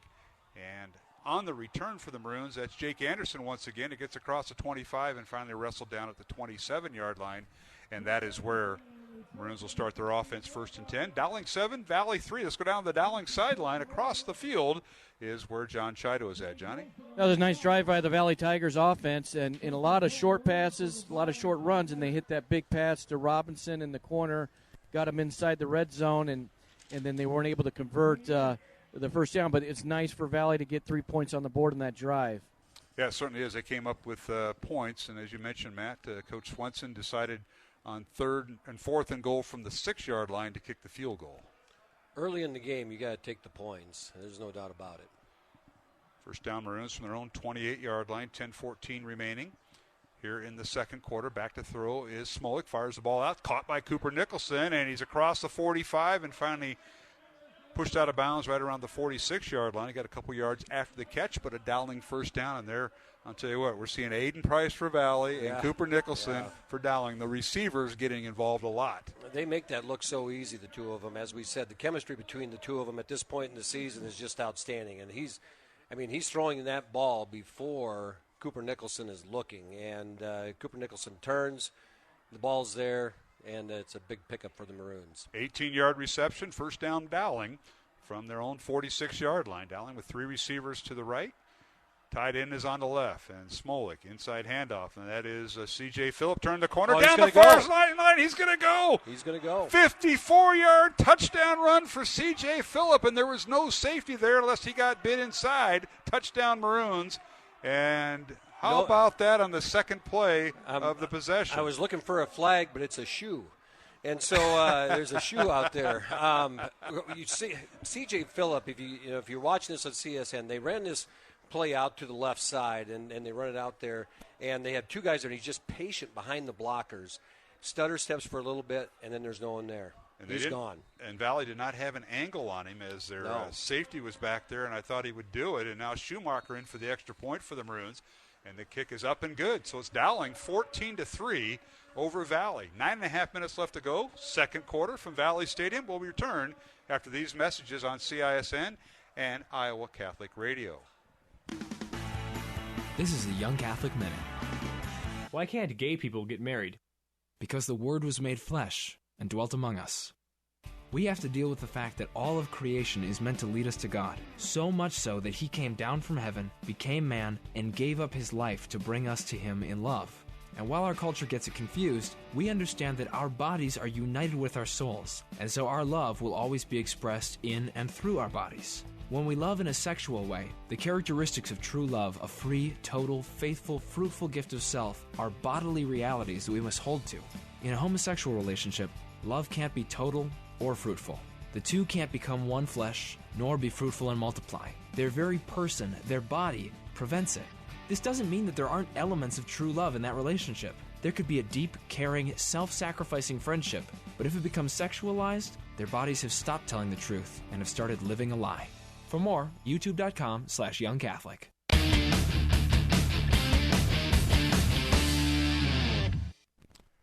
Back here at Valley Stadium, West Des Moines. Mark Amadale, Matt Mandering, John Chido, Ken Monroe, our guest in the studio. Dowling going 2 plays, 72 yards, capped off by a C.J. Phillip, 54-yard run for a touchdown. Extra point good. Dowling 14-3. Here's a kickoff by the Maroons, and on the return, Price for Valley, and he gets outside the 40 and up to about the 42-yard line, and a nice return by Valley, and it is not a Price. That is number 3, Xavion Robinson, their outstanding sophomore wide receiver on the return. That was a great run. It certainly was. Schumacher makes the tackle. The kicker. He's just coming off an injury. Yeah, he's coming off an injury. There's a replay there. And he makes the tackle to save the touchdown right there. Exactly great right. form tackle. Did Johnny say he taught him that? I don't know. Let's go down to Johnny. You want to take credit for teaching Schumacher that tackle stunt there, Mr. Chido? You know what? I could take credit, but I wasn't a defensive coach, so no, that's all Andrew. First down Valley. John, we'll keep you here, and we'll get a recap in Dowling's last series. C.J. Phillip going for 54 yards, and now Valley with the first down from their own 42-yard line, trying to run right side and get nowhere. So to bring up 2nd and 10 for Valley on their own 42-yard line. John, your thoughts on that play? Matt and I were looking on the replay for the safety. Everybody was on the line of scrimmage for Valley, and C.J. Phillip got to that second level and scampered away for 54 yards. Yeah, you're exactly right. And when you have that many guys in the line of scrimmage, in the tackle box, and you make one guy miss, there's no help over the top, and that's what happens. And that's the percentages you take, but it's a big risk, and it panned out for Dowling. All right, Provenza now with 2nd and 9 for Valley. He loses the football, picks it up, and scampers forward, maybe back to the line of scrimmage. Actually, he'll lose a yard back to the 41-yard line to bring up 3rd down and long for Valley. And Mr. Ken Monroe, a lot happening here. We're still trying to find the safety, which I thought was unusual, and I'm still baffled by that. Maybe we get a replay on that. But your thoughts? How about that run? Great lateral movement. He came up he came right up there. The blocking was there. He moved laterally, popped out, and great acceleration. All right, Tigers now with a 3rd and 11 from their own 41-yard line. Dowling 14, Valley 3 on Iowa Catholic Radio and CISN. As we simulcast tonight, back to throw is Provenza, and he overthrew everybody. Incomplete. He threw into double coverage because his receiver that time was Price, and Aiden had an escort of 2 maroon shirts there, Matt. And, right there on that 3rd down play, you got Matt Hanton basically shadowing Provenza. When Provenza got outside the pocket, Hanton was right on it and comes up and forces him to the edge and to make that throw on the run into double coverage. The coverage downfield was great, but Matt Hanton forced that, and great play by him. So bring up 4th down. Or Jimmy Wanek, I should say. Jimmy Wanek. That's who that was. Okay, so 4th down for Valley, and twin safeties back for Dowling Catholic. Cooper Richardson and Trey Wilson standing around their own 20-yard line, and we got a timeout on the field. We'll take one with them with just under 8 minutes to play in the first half. It's Dowling 14, Valley 3 from Valley Stadium in West Des Moines on a chilly night. You're listening to tonight's game on Iowa Catholic Radio, and you're watching tonight's game on CISN. It can be easy to look at how someone is dressing or acting and judge them. But have you ever thought about how much grace is available in these situations? The next time someone makes a questionable decision, instead of judging and condemning, uphold their dignity for them. We do greater good by lifting them up in prayer and respecting their personhood than if we mentally tear them apart in our thoughts. We can uphold the dignity of others even when they are unable to recognize their own value. Support for Iowa Catholic Radio is provided by Ashworth Vision Clinic. Complete eye exams, contact lenses, glasses, glaucoma testing, and pre- and post-operative care. 515-440-4610. AshworthVision.com.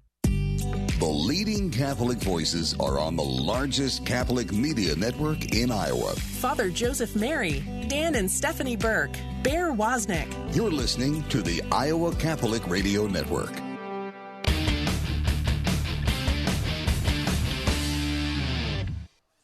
All right, we're back here at Valley Stadium. Valley punting on 4th and 11.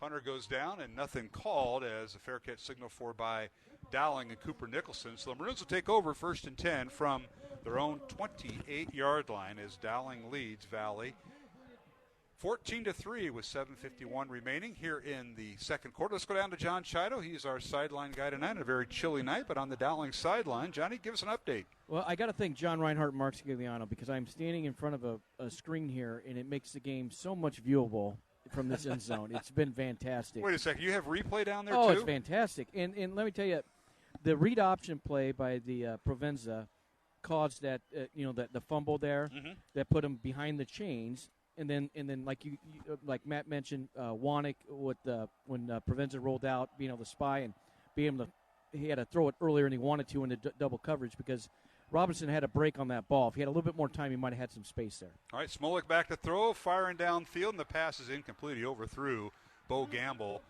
He threw it about 60 yards, and Bo was only going 40, and it's incomplete. And it'll bring up 2nd and 10, Dowling from their own 28. Matt? Yeah.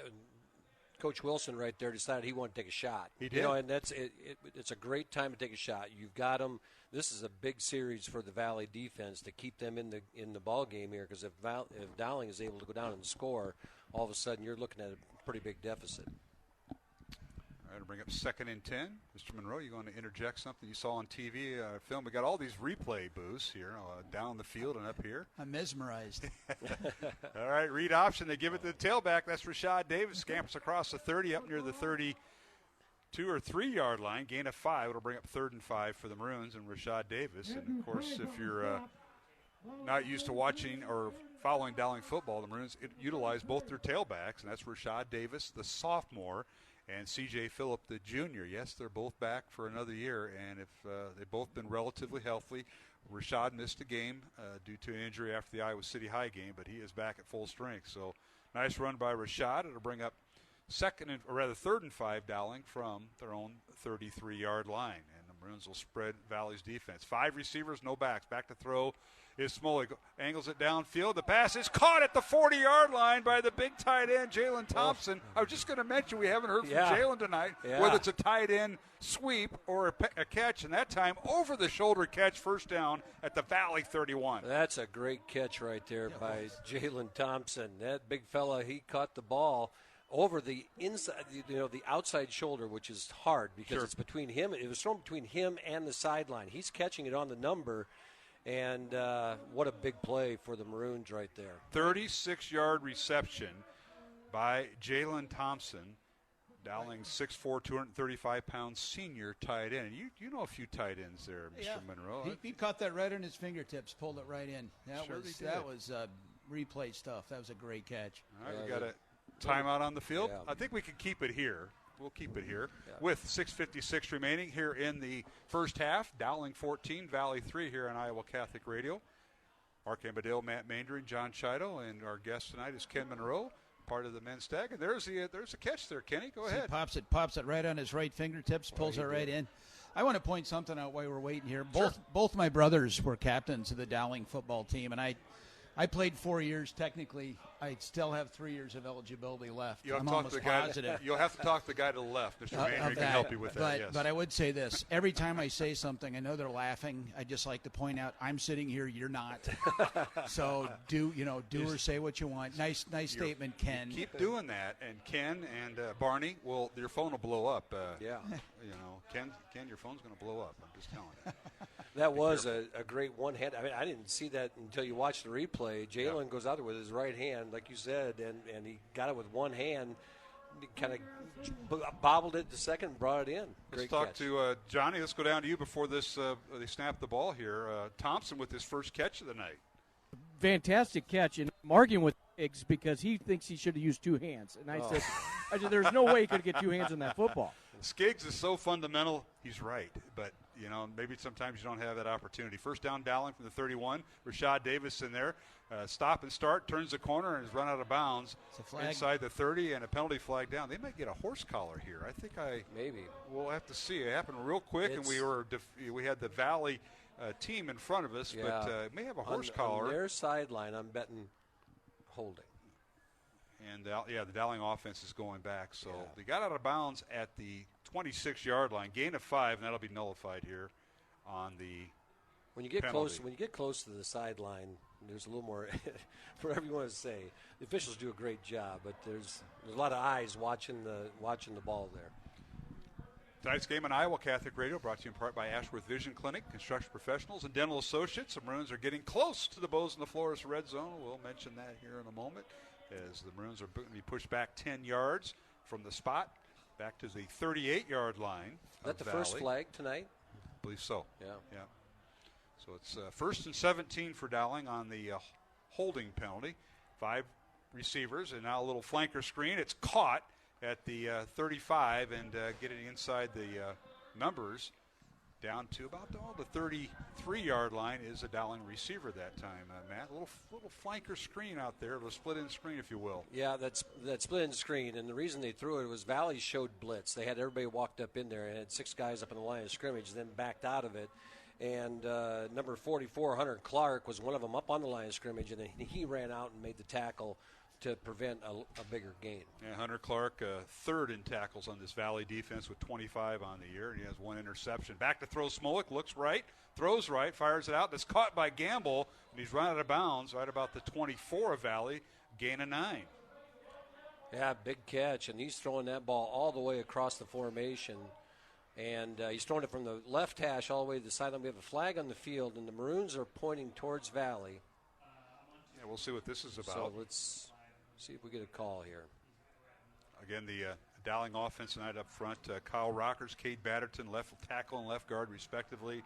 Centers Max Shelton, Nate Agos at right guard, and George Nahas at right tackle. The Valley defense, Ryan Kennan, Carell Fountain, Jack Funt, and Mason Ray, the front 4. Linebackers, Chase Hudson, Theron Castle, and Hunter Clark. And the corners are Joshua Brown, Isaiah Pinks, and the safeties are Cole Sonnenberg and Andrew Price. Matt, what's the penalty? The penalty, it's hard. I think he got a hand in the face mask is what they called in the side of the face mask. Maybe I couldn't tell if it was a defensive lineman that did it on an offensive lineman. They didn't really specify there, but somewhere in there after the ball got thrown, or as the ball was being thrown. Half the distance to the goal, so first down Dowling at the Valley 12. Dowling 14, Valley 3 here on Iowa Catholic Radio and CISN.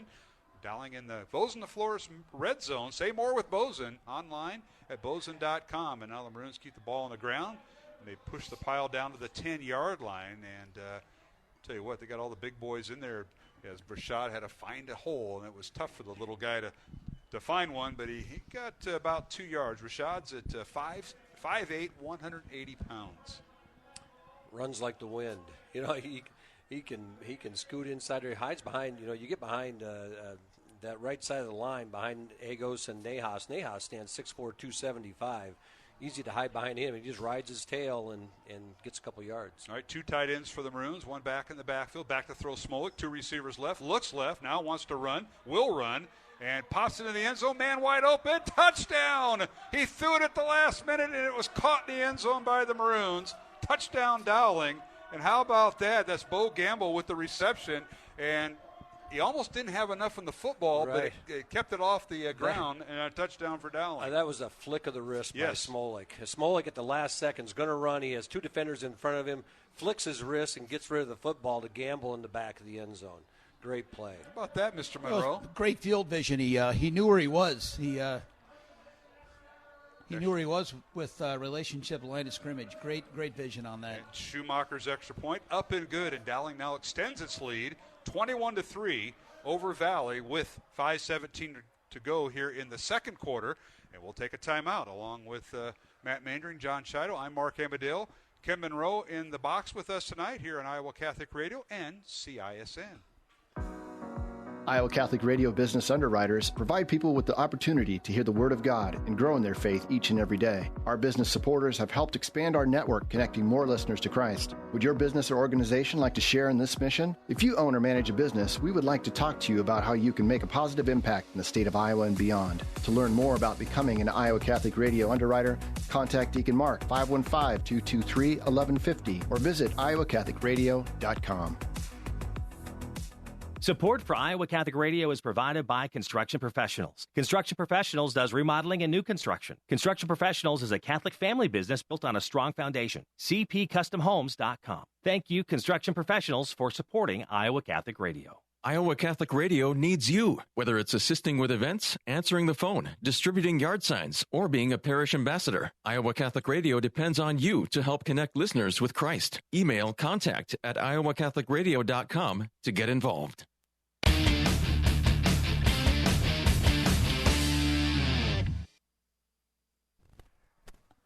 Back here at Valley Stadium, Dowling on the kickoff, a high end-over-end kick fielded by Valley at the 15-yard line. Tigers on the return, and that is Xavier Robinson gets it across the 25 up to the 26-yard line. That's where Valley will take over. The Dowling defense comes out. As the Maroons go 8 plays, 72 yards, capped off by Bo Gamble's 10-yard touchdown reception from quarterback Jackson Smolik.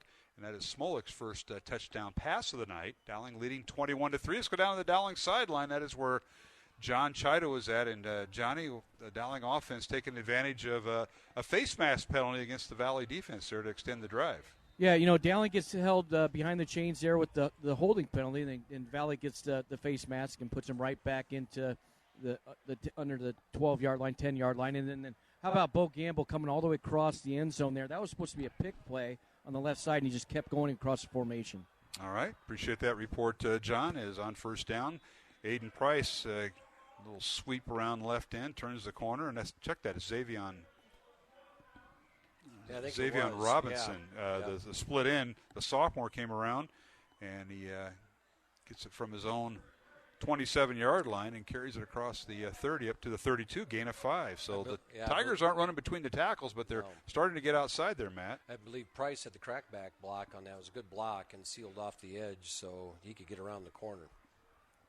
All right, Valley with a second down from their own 33, 2nd and 4, and keep it on the ground and a first down. The Tigers go right between the tackle. Just when you thought they weren't, they do. And let's see, is that the backup running back? Damon Head may have been the ball carrier. Provenza kept that one. Oh, he did. Yes, he did. Yeah, he did follow. It looked like the old wishbone thing where you had the quarterback right behind the running back and up the middle there through the A gap, and Provenza has a nice run. Yeah, Damon Head is in there at tailback. As Valley interchanges their tailback. Darius Mason, the sophomore, number 22, got the start, and Damon Head, a 5'10 junior, number 28. Now in there. Back to throw is Provenza. Looks left, throws left, and the pass is overthrown. Incomplete on the near sideline as he tried to hit Xavier Robinson, the 6-foot sophomore. That'll stop the clock with 4.5 minutes left to go here in the second quarter. Dowling leading 21-3 over Valley in the Battle of West Des Moines. Week 8 of the high school football season. Mr. Monroe, remember when this game was played first, second, or third week of the season? Yeah, my younger brother, Pat, as he'll remember, broke his ankle the first game of the season playing Valley. Sorry to remind you of that, Pat. Your phone's going to really blow up just with your family of all the call-outs you've got. Back to throw Provenza, sets up the screen. Pass is caught, and so is the receiver right at the 40-yard line, maybe a gain of 1. Nice job by the Dowling defense as they wrapped up Damon Head, who made the catch. Yeah, I'm trying to pick. That was Cody Hikus, made a great read on that. Saw screen all the way, just kind of sat by the receiver until he caught the ball and then tackled him right away. And just a good defensive, smart defensive play right there. You know, Valley's running into a situation right here where it's 3rd and 7, down by 18. They don't want to give the ball back to the Maroons. This is a big 3rd and 7. Timeouts. Valley has 2 remaining, as does Dowling here in the first half. Game clock running, as you mentioned, Matt. 3:45 left to go in the half. Back to throw is Provenza. Now scampers out of the pocket, runs right, wants to throw. Now he's going to be hit and brought down back at the 36-yard line. He'll lose 5, and it'll bring up 4th and 10 for the Valley Tigers. I believe that was Rumley on the sack right there, as Ralston didn't let him get away, got a piece of the jersey, and was able to drag him down. That would be Ralston's first sack of the year, and we're going to watch this. Big number 56 gets in there, grabs him, and was that a wrestling move he used? Because Ralston's one of the wrestlers for the Maroons, Mr. Monroe. Hold him down. Good. It was a good, whatever it was a great move. His first sack of the year, and that'll bring up 4th down for Valley. Ball back at the 37-yard line, so it's a loss of 4 by Provenza. Might be the second time he's went down tonight. Tonight's game on Iowa Catholic Radio brought to you in part by Construction Professionals, Dental Associates, and our good friends at Mercy One. Now that play was a mess from the start. And it's blown dead, and I think we got a timeout called by Valley. We'll see. It didn't look like anybody was set at the line of scrimmage when it went off, and it was just kind of a mess. We'll keep it here. We got to go through our producers, and I should mention our guys tonight here on Iowa Catholic Radio. Of course, Jeff Piggott on the Iowa Catholic Radio studios. A timeout on the field right now. Dowling 21-3 over Valley.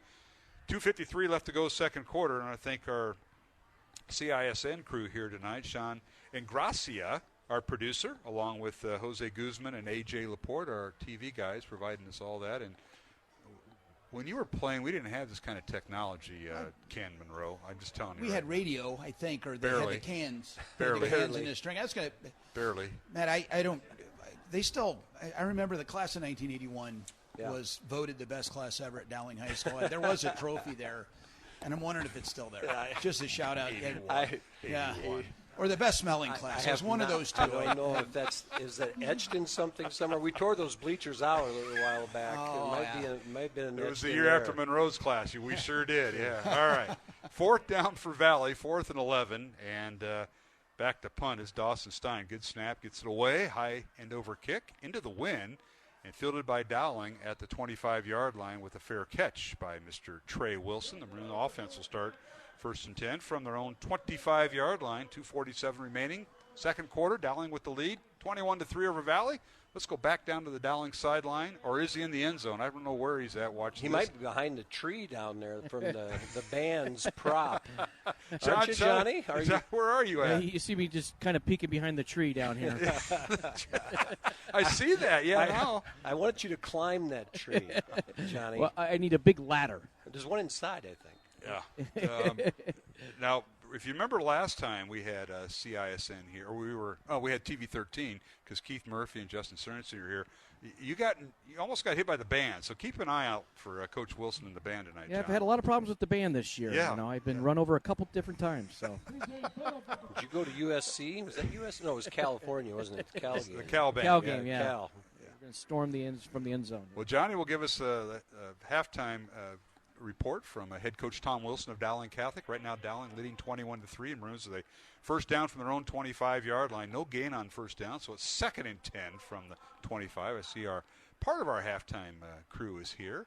Mary Beth Wiskus and Dowling Volleyball. So stay tuned for that, folks, as we'll be talking about that. Smolik back to throw now, wants to run, and he really does. He's going to run across the 30 and out of bounds as he crossed the 35 up near the 36-yard line. There was no flick pass at the end of that one, Ken Monroe. He thought about it, but nobody was open. And right there, Smolik is, being the heady player that he is, can see that he can get the first down, get out of bounds, stop the clock. You're running your 2-minute drill right now, and you're trying to get down, at least get a field goal out of this situation here. But Smolik does a good thing, just tucks it and runs, gets first down, get out of bounds. Dowling with 2 timeouts remaining. Valley has 1. 2:06 remaining here in the second quarter. Dowling with a 1st and 10 from their own 36-yard line.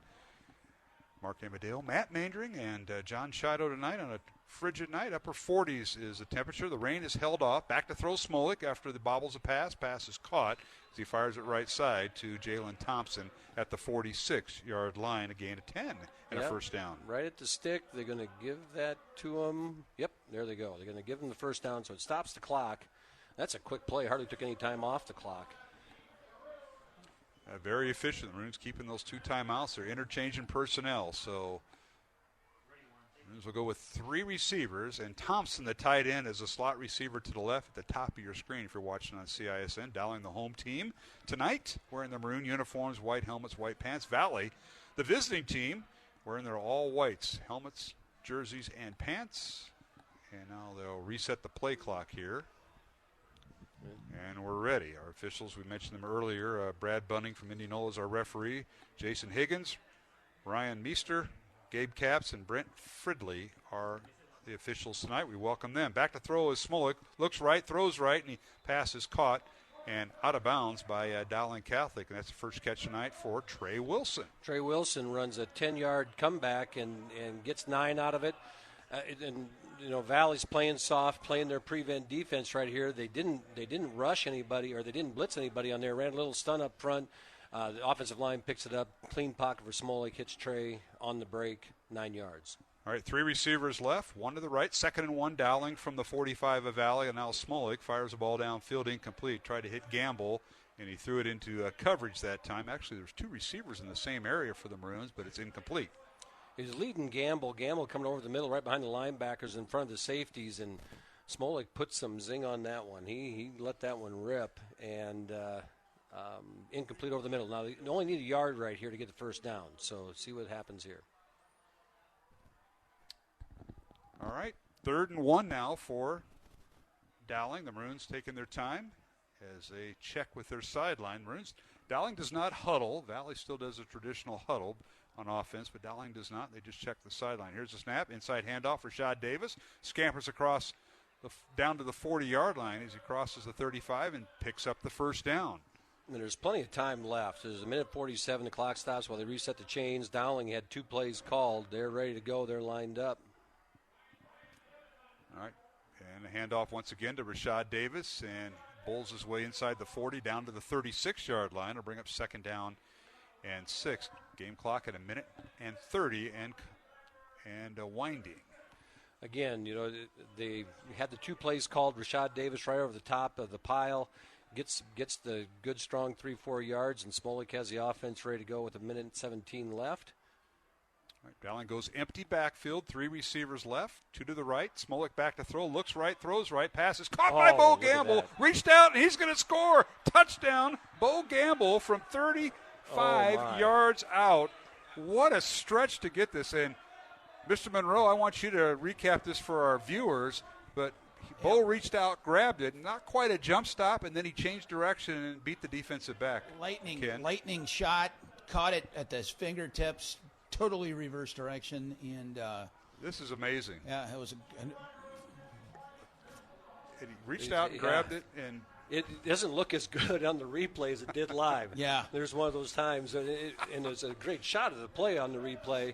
But radio was better than TV there. I think so. That's what we still want to hear. We want to hear that. Exactly. Extra point by Andrew Schumacher is good, and Dowling now up to a 28-3 lead over Valley with 65 seconds to go here in the second quarter. And there's a replay again, and I'll tell you what. That's a good look at it right there. Is he caught that ball way out in front of him and stops. That's what's so hard about that play. That's a Rashad Davis-esque move, if you would. I mean, Cooper Nicholson and him have such good feet and such good awareness. We'll take a break with Dowling leading 28-3 over Valley. 65 seconds to go here in the first half, back at Valley Stadium in 1 minute, here on Iowa Catholic Radio and CISN. Did you know you have a choice in your child's education? Smaller class sizes, dedicated teachers, a sense of community, and a caring learning environment. Whether it's in the classroom or at home, Diocese of Des Moines Catholic Schools deliver the best value in education, and we offer tuition assistance to help you afford it. Learn more about how the Catholic schools in the Des Moines Diocese might be the right choice for your child. Visit dmdiocese.org/schools. Support for Iowa Catholic Radio is provided by Dental Associates, addressing your smile needs and dreams. 515-225-6742. Des Moines-DentalAssociates.com. Thank you, Dental Associates, for your support of Iowa Catholic Radio. The leading Catholic voices are on the largest Catholic media network in Iowa. Father Wade Menezes, Anna Mitchell, Dr. David Anders. You're listening to the Iowa Catholic Radio Network.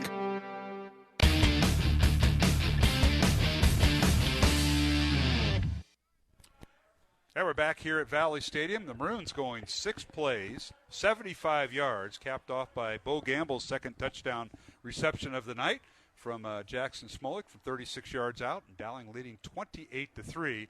Mark Amadale alongside Matt Maynard. Let's go down to John Shido. What a drive by the Maroons and what a catch by Gamble, John, for that touchdown. Yeah, Gamble's had a great night on the receiving end of 2 passes. The touchdown pass earlier than this last one here. And that's a wheel route, just finding space between the safety and in the corner there with that cover 2.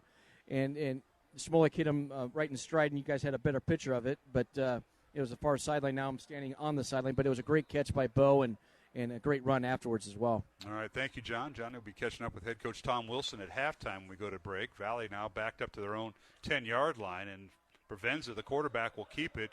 Gets around left end and maybe got a couple yards up to the 13-yard line. Tigers are trying to kill the clock. Dowling has 2 timeouts left, and let me let Valley run a play here, but we'd be surprised if Maroons start using a timeout potentially, as in on defense that time for Dowling Catholic was Dylan Manning on the stop of quarterback Michael Provenza. That was a good hit. I mean, he came in there and filled his gap in a hurry and stopped Provenza as he was starting to get through the line of scrimmage, and Provenza came to a sudden stop when Dylan Manning got there. And the play clock getting under 5 seconds, and that's 15 seconds on the game clock, so this might be our final play of the half. Handoff up the middle, and that is the tailback for Valley, Darius Mason, and he gets the first down across the 24-yard line. That'll stop the clock with 7 seconds remaining in the half. I think Coach Joensen is content just to get into half. They're going to run one more play. No, they're not going to be able to run it. And content to go into half and hit the reset button. So Dowling leading at halftime 28-3 over the Valley Tigers. Alongside Matt Maynard, I'm Mark Amadale, and of course John Shido will catch up with head coach Tom Wilson, who's walking towards him now, and we'll let them get caught up. But Jackson Smolik, a pair of touchdown passes to Bo Gamble from 36 and 10 yards.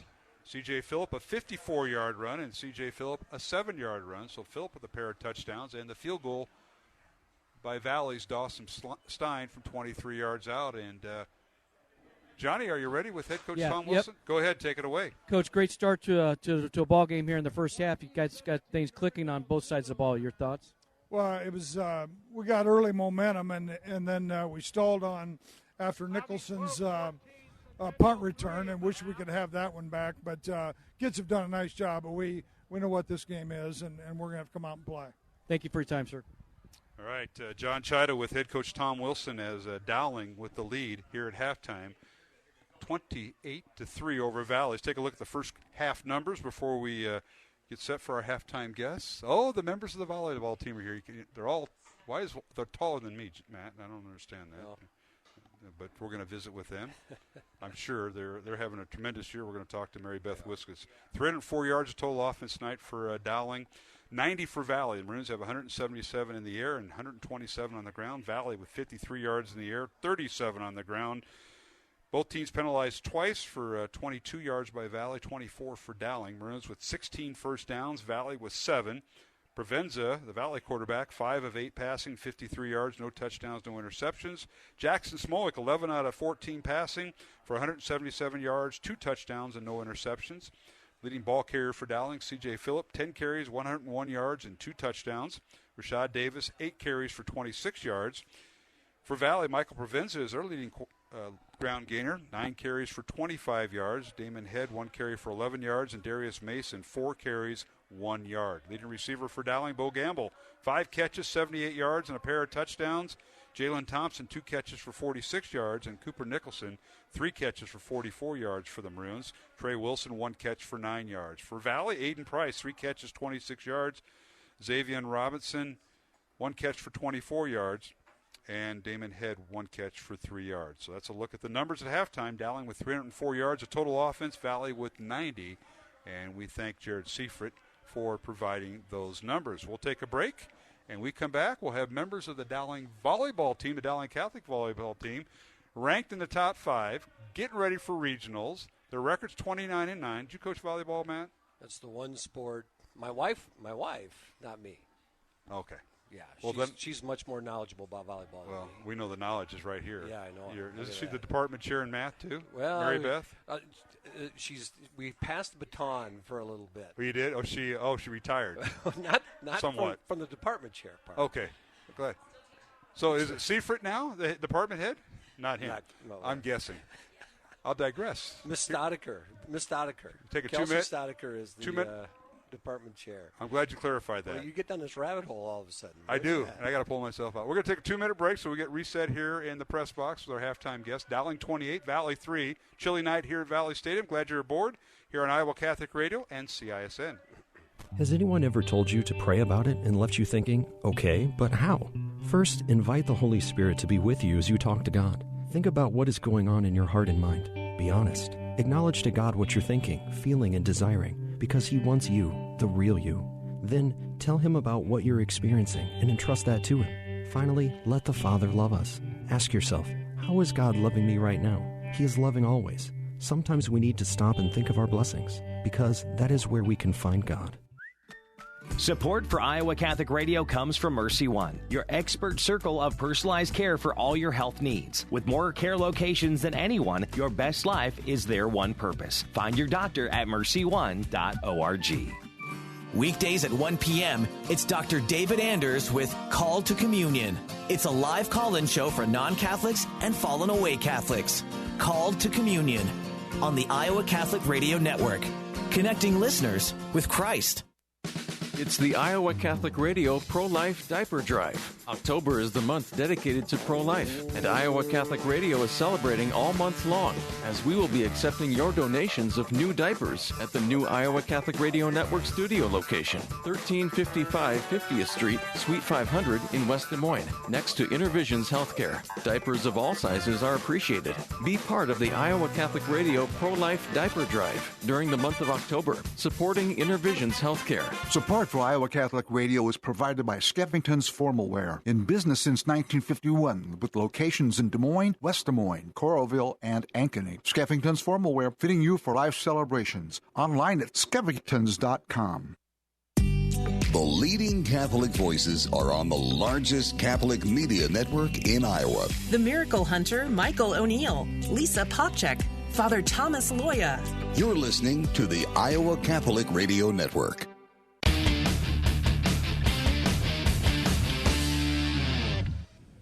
And welcome back to halftime here at Valley Stadium. Dowling leading Valley 28-3 on a cool night here at Valley Stadium. Mark Amadale alongside Matt Mandring. John Chido is the Maroons leader here at halftime.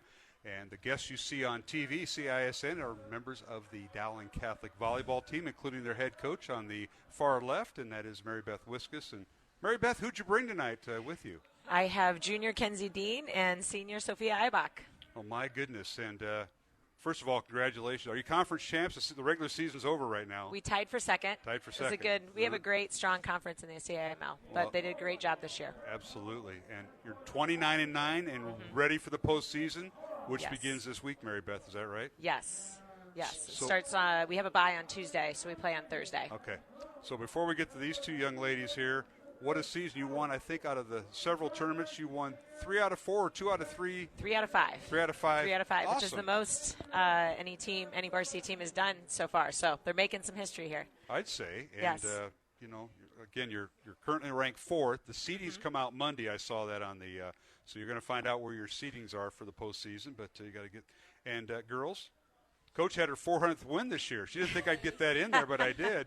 Talk about that. Was that exciting? That was really exciting. We obviously celebrated and made sure that we showed her that she's a great coach, and we appreciate her. She's a lot of fun. Now, you got to state your name for the TV. I'm Kenzie Dean. I'm the junior. I'm Sophia Eibach, and I'm the senior. And it was a lot of fun to see her reach her goal of 400 wins. That is amazing. They say a little cake and stuff for you. I mean, you've been doing it a while, haven't you? Yeah. I feel young, but I guess I'm not. It just makes me feel a little bit older. So, girls, do you know where she coached at before here? Do you know the They trivia? might not. I think they maybe think I've been here for my whole life. I do not remember. No. I had to deal with her on the softball field at one time.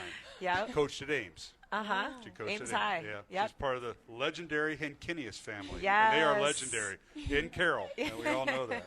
All right, so we have you've been at Dowling since 2007, right? Yes. Okay. Yes. And you won the other night. You defeated Urbandale at Urbandale 3-0 on Tuesday night. Is that yes. Right? So yep, wrapped up our conference play. remember you used to travel to the Jefferson tournament, and you used to listen to the interview when we taped it. Now, now we're on live TV and radio, know. So that's a little bit different. But Feel talk really about special. those tournaments. Talk about this team, first of all, your seniors and, of course, these young ladies up here, Mary Beth. Yeah, this is a special group. I tell these guys all the time. I don't think they know how good they have it, but the seniors make the environment and the culture of our team this year, and they are amazing. We have 8 great seniors, and we have another senior manager as well, and they're awesome. They just welcome everybody in. We have a freshman, Ellie Muller, on our team, and her parents stopped me at parent-teacher conferences and said, "You have no idea how great these seniors are. We were afraid Ellie was going to get just tortured from the seniors." Like, just looking back at their high school experience, and they said Ellie is having just a great positive experience with these groups of girls. So I think that speaks volumes to how we treat each other and the trust that we can build by the way we treat each other. The girls do a great job in leading that. You brought Kenzie and Sophia here. Why these two? What, you had the whole team to select from. What's with these two? They're awesome. Besides that, well, all of them are awesome. Sophia was voted as a team captain this year, and she is a huge leader for us vocally, and just. We talk about doing things the right way, and she's one of the girls that has always chased balls down and always encouraged everybody on the team, is very selfless, and is a good vote by the team to vote her as a captain this year. Libero, is that right? That's the position. So what does that mean? I mean, for us non-volleyball people like Matt Mainring and I, what's Libero do? The libero. Libero, okay. Is a back row player and runs all the passers and has it's a huge leadership role that I stepped into this year, and I've loved it so far. And I don't know. When you found out you were named a captain, how'd you feel?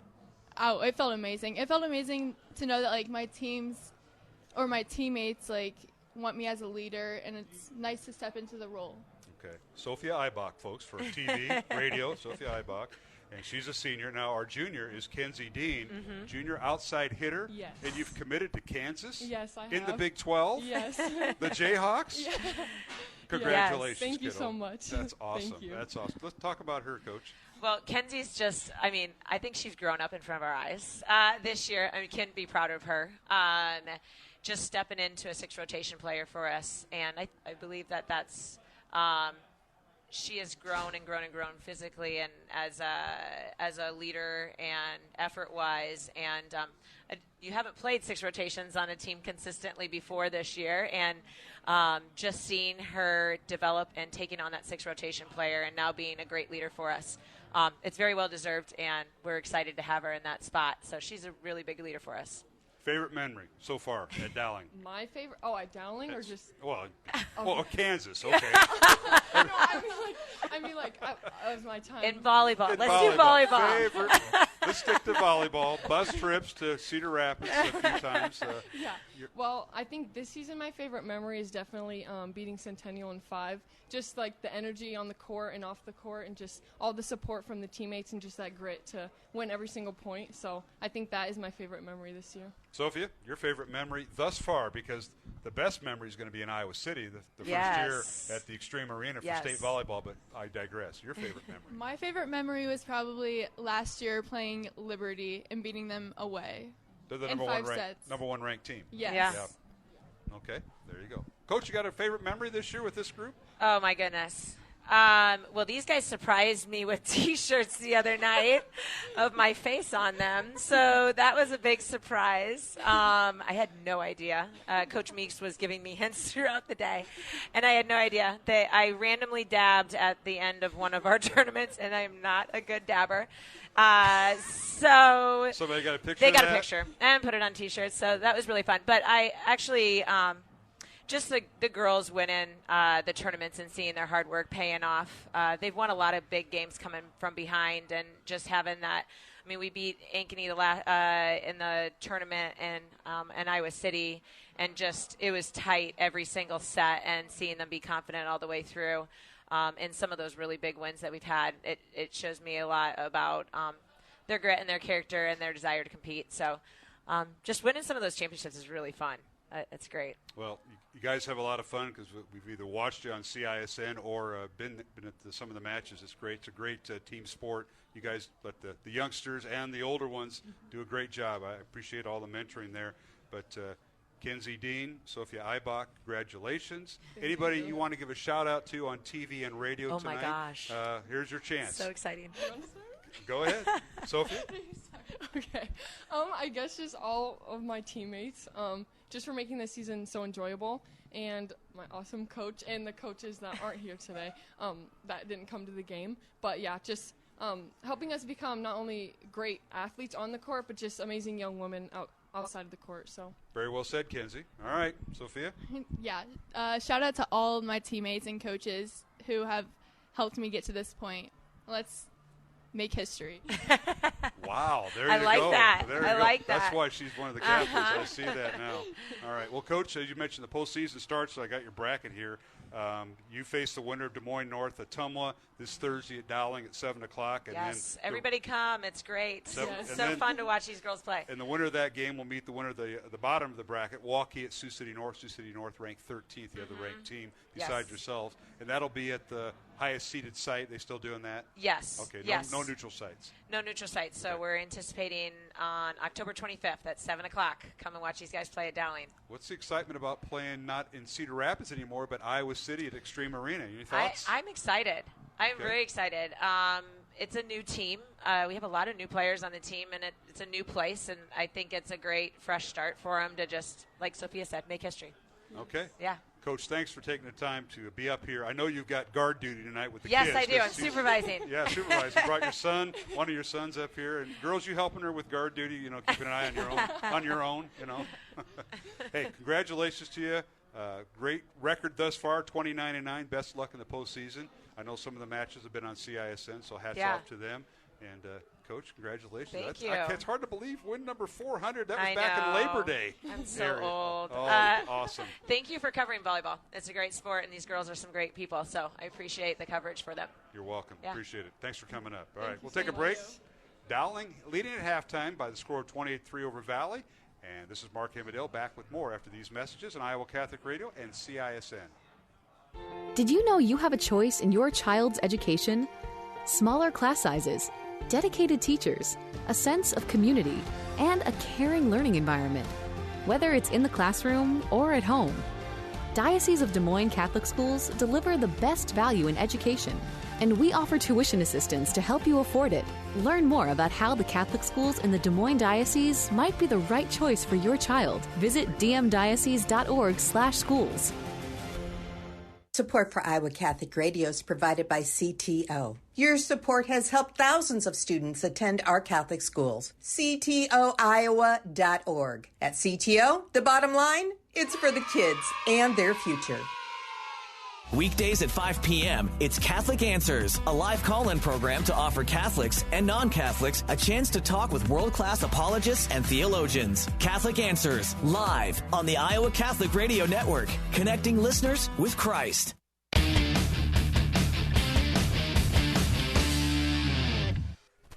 And we're back here at Valley Stadium in West Des Moines alongside Matt Wilcom. That's our executive director. Matt Maindring, Mark Amadale, and, of course, John Chido on the Dowling sideline here at halftime. Dowling leading 28-3. I want to thank our CISN crew for being part of this tonight as we simulcast radio and TV. I think we're the only ones that are doing that here in Central Iowa. So thanks for being aboard. And I brought in Ken Monroe tonight. He was winner of the men's stag on Iowa Catholic Radio. You met our executive director, Matt Wilkham, I think, at one of the stags. And I'll tell you what, you do a great job. But one thing I want to bring up, and I'm going to recognize him here at halftime, the retirement of John Sarcone, longtime Dowling Catholic backer, class of 1968. Polk County attorney. He just retired. He'll retire at the end of his term. He's listening. He's home, I know, or he's over at his brother Steve's house watching the game, and I told him I'd recognize him at halftime. And, John, thanks for all you've done for this community, for what you are who you are as a person. Tremendous individual, and I know, Ken, you probably haven't been in litigation with the Honorable Polk County attorney in your means, but I know you've met John. But he's sitting. He usually sits down here with Mr. McElhan and another attorney once in a while. They just kind of hang out in front of us and me and Matt on Friday nights. But he's home tonight, and we want to thank him for his service. And he was also at one time the sports editor at Dowling. His '68 grad is John Sarcone, and he was the sports editor for the Akron. That's what it was called back in the day. I didn't know this till the other night when I talked to some of his buddies. And he hired this other attorney he sits with, Michael Marr, for a non-paid job. So that's where he got his start, believe it or not. Sports side, then he became county attorney. Can we pump that up a little bit? Well, I tell you, I've do civil work, not criminal work, and I've tried to avoid as much as I can being anywhere near a county attorney, because usually I'd be on the bad side there. But my father-in-law, Walt Maley, knew the Sarcone family really well, and every 2 years would have a giant John Sarcone sign in his front yard. I've met John a number of times. John Quinn, you probably remember, was quarterback here in Iowa State's a friend of mine, and we've met together. But what a career. I think that the Polk County Attorney's Office under John Sarcone is a model that anybody could and should and would be proud of. A phenomenally run organization. I will say, now that he's out, it's funny, but everyone said that if you're a Dowling graduate, you got to step up to getting into the county attorney's office. And I had a couple of classmates of mine from high school that were there. But they were great lawyers. I was just kidding when I say that. I think most people from Dowling are just smarter, so it's easier for them to get jobs. Yes, Matt Madring, he did say that on live TV and radio. That's why we're not on TV. We're just it's all sound. I have a face for radio. That's right. Well, thank you. And John, I know, is home listening. If his sisters, who are still in town, that came from the East Coast, if they can just settle down a little bit, that we want to honor him tonight here in Iowa Catholic Radio. I'm looking forward to maybe having him sit in with us for a game, because he is an expert. He is a loyal, like yourself, like the Monroe family, a loyal, devoted fan, and he comes to all the games no matter what happened that week, and we wish him well. So how about that? I think I started coming to Dowling games, and it had to be 68, 69, 5-6 years old. And my dad's rule was that you had to stay until Dowling was up by 21-0, and that was usually the first quarter back then. And then what? Then we played with you probably and every other thug kid in Des Moines, and you had to be back with 8 minutes left in the fourth quarter, because he wanted to leave before the parking lot. The parking lot, yeah. That's at the old place, Matt, is what he's referring to over at the old Valley Stadium. Yeah. The cinder blocks, The cinder blocks. Part of the end zone was in the cinder of the track. That was classic. There was one other funny thing I remember was that was back in the day where the end zones were full of the dads that were smoking during the games. Didn't most of them quit by the end of the year? Or they weren't doing that back then, were they? Yeah, no, they were standing in the end zone smoking cigarettes, watching football. I don't know if our camera guys get a shot of this, but the Dowling student section on the far sideline, they got the lights from their cameras, and a couple of the parents do too. Light. Yeah. All right, we're going to take a break. Take a 1-minute break and come back for the start of the second half alongside Ken Monroe, who's joining us tonight, part of the Iowa Catholic Radio Stag. He was a winner a few years ago, and we're finally paying him off tonight by letting him sit in. Matt Madring is with me, John Chido on the Dowling sideline. We haven't heard from Johnny. Yeah. He may have gotten a little might have got lost in that tree. We'll take a break, come back with the second half in 1 minute on Iowa Catholic Radio and CISN. This is Young Catholic Minute. What does it matter what I look at on the internet? I'm not hurting anyone. Yes, you are. Remember that part of that one book where that guy Jesus said, "Everyone who looks at a woman with lust has already committed adultery with her in his heart." Does that sound innocent to you? John Paul II said that the opposite of love isn't hate, it's use. Use goes beyond hate because it treats the other person as less than human. What if she were your sister? Would you want anyone looking at her lustfully? The fact is, because God is your father and her father, she is your sister and deserves to be loved with dignity, not used to indulge lust. And you're not just hurting her, you're hurting yourself by weakening yourself and your ability to love.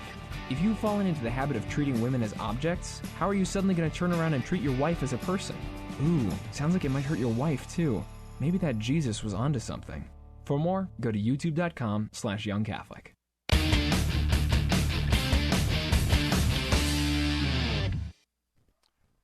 And we're back here at Valley Stadium, West Des Moines, underway here in the second half. The kickoff by Dowling. Valley goes right to left, south to north here in the second half. The Maroons lead it 28-3, and Valley with the first down after the return by Xavion Robinson, and now the Tigers on first down as quarterback Michael Provenza. His pass is incomplete. It'll bring up 2nd and 10 Valley from their own 31-yard line, and the Tigers just trying to get something offensively going here, Matt. They were down 28-3 at this juncture, and at the end of the first quarter they were down 7-0. But the Maroons have, I think, scored on 3 of the last 4 possessions. And Jimmy Wanek almost picked that ball off right close there. That would have been a backbreaker right there. All right, so here is Provenza, pass near side. It's caught out of bounds, and depends where he stepped out of bounds. A little short, it looks like. It's be a yard short. And it's Nimley with the reception. Henrik Nimley, the backup receiver, number 6, up to the 40-yard line, and it'll bring up 3rd and 1. Couple scores here. You got Waukee up on Urbandale, 17-0. That one's kind of a surprise. And Southeast Polk is leading Centennial 14-3 at the half. Both those scores at the half. Linn-Mar way up on Davenport Central. Just a couple scores there. All right. It'll be 3rd and 1 for Valley. Provenza out of the shotgun, one back. He's going to keep the football. Wants to run around right in. Got the first down. And they'll bring him down right about the 42-yard line for a gain of a couple. Justice Williams. Yeah, Justice Williams coming up from his safety position there. Once he saw Provenza leave and get to the line of scrimmage, Williams explodes up there and is able to tackle him right at the line of scrimmage and prevent any gain on that play. Dowling 28-3 over Valley. Mark Amadale alongside Matt Mandering, John Chido, who will bring in here after we get a moment. Ken Monroe sitting in with us tonight on a very chilly night. Temperature was in the upper 40s when we started. The rain has held off. We had sprinkles throughout the day. And Provenza now fakes right, throws, and now wants to run. And he's going to be run out of bounds right across the 40 for no gain. And it'll bring up 2nd and 10. Nowhere to go there for Provenza. Nowhere to go. Braden Pearson Pearson comes up and makes a really nice play, extends him to the sidelines, and has Provenza run out of room, and nowhere to go for him on that play. Good coverage downfield as well. So no gain on the play. Tonight's game on Iowa Catholic Radio brought to you in part by Skeffington's Formal Wear, the Catholic Tuition Organization, and Mercy One. Pair of touchdowns in the first half by C.J. Phillip for Dowling Catholic, 7 and 54 yards. And Bo Gamble, a 10-yard and 36-yard touchdown reception from quarterback Jackson Smolik. And now Provenza, and a quarterback keeper, runs left. Now it goes over center, and he's brought down as he tried to cut back against the grain, and brought down by Jake Anderson, who did a nice job of keeping that from being a big play. Yeah, Jake Anderson really did, because he was the last guy standing, it looked like, between Provenza and a big gain. And he was able to track him down and get the shoestring tackle on Provenza as he got to the left edge. So it'll bring up. Go ahead, Ken. No, he said he's a hard-running kid, and you tackle him. That was a great tackle. Yeah, he's been hit tonight a few times. Yeah. He has. So he got 3 yards in the gain. So it'll bring up 3rd and 7 Valley.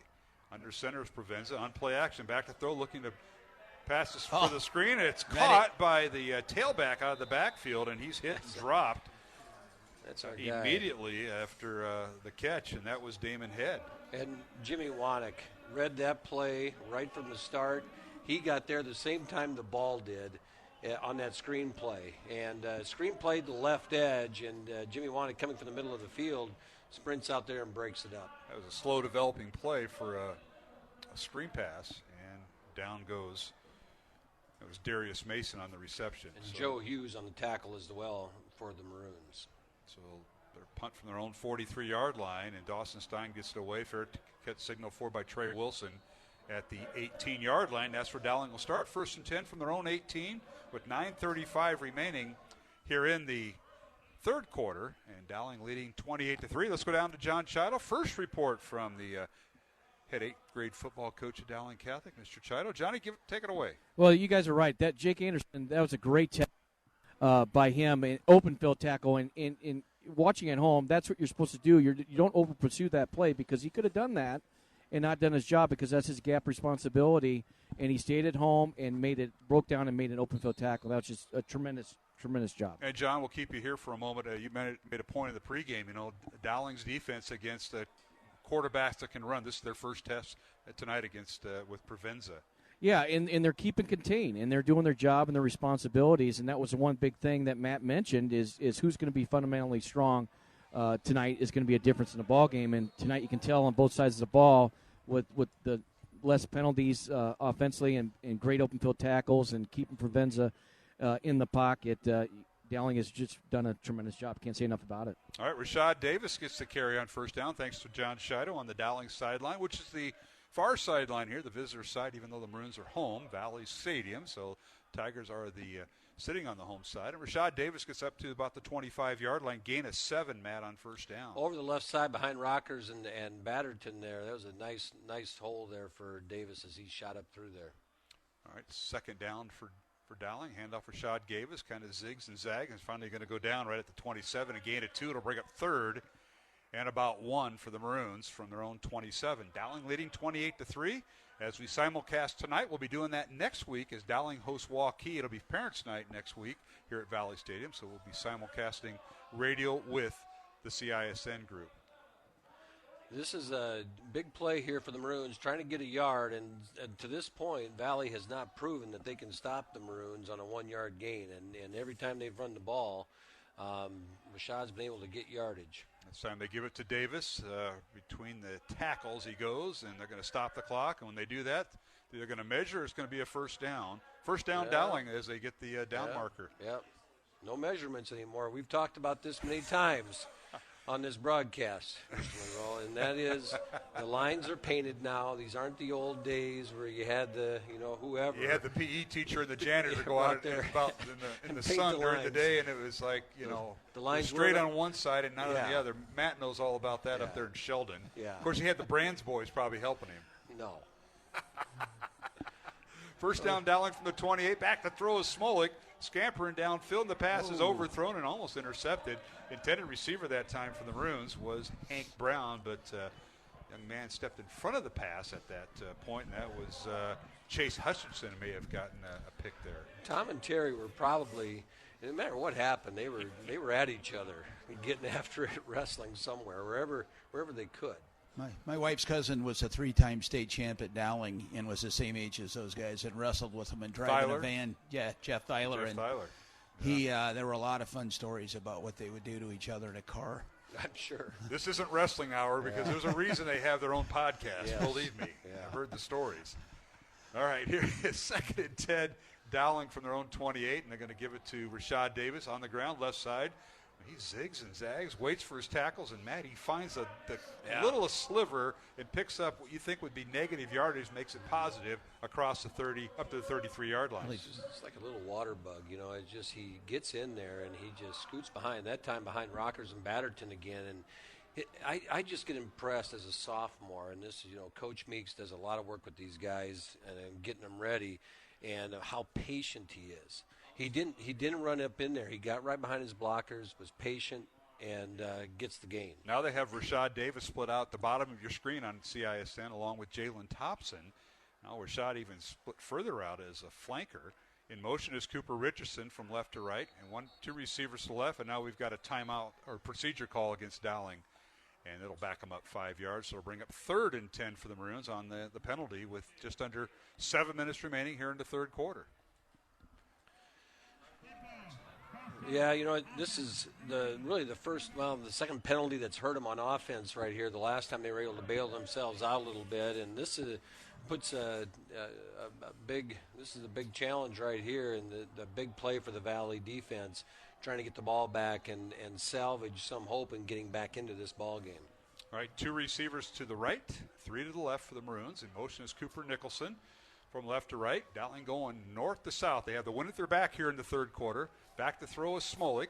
Looks right, fires right, and the pass is in and out of the hands of the intended receiver, almost Jalen Thompson-esque, and that was Cooper Nicholson, incomplete.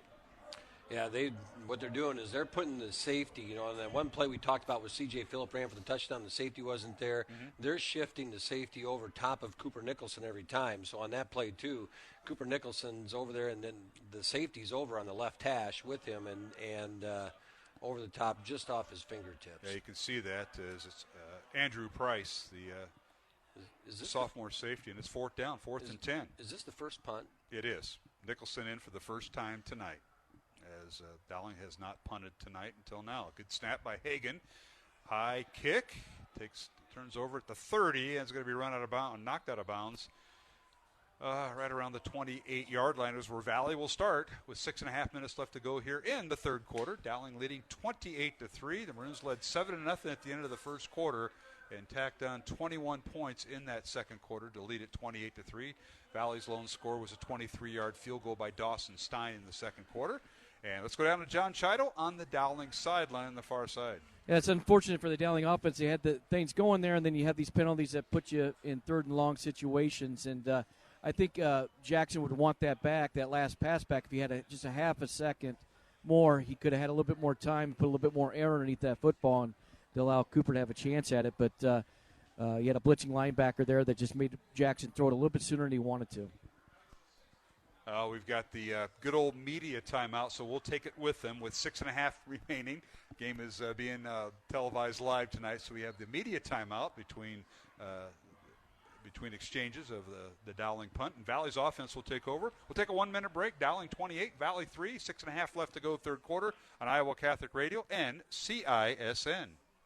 Jimmy, do you take Judy to be your wife? To have and to hold? Uh-huh. For richer or poorer? Okay. Are you listening, Jimmy? Jimmy? Till death do you part? Sure, right after I finish putting up this wall between us. There.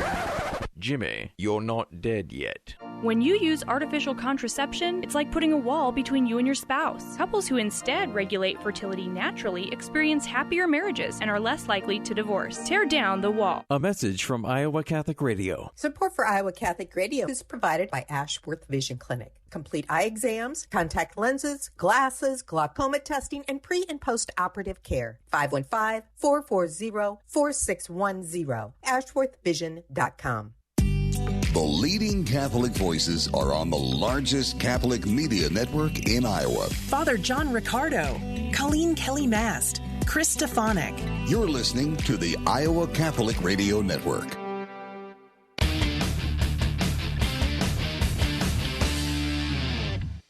All right, back here at Valley Stadium, the Tigers run a play after the media timeout. Aiden Price with 11-yard run. It's 1st and 10 Valley at the 44.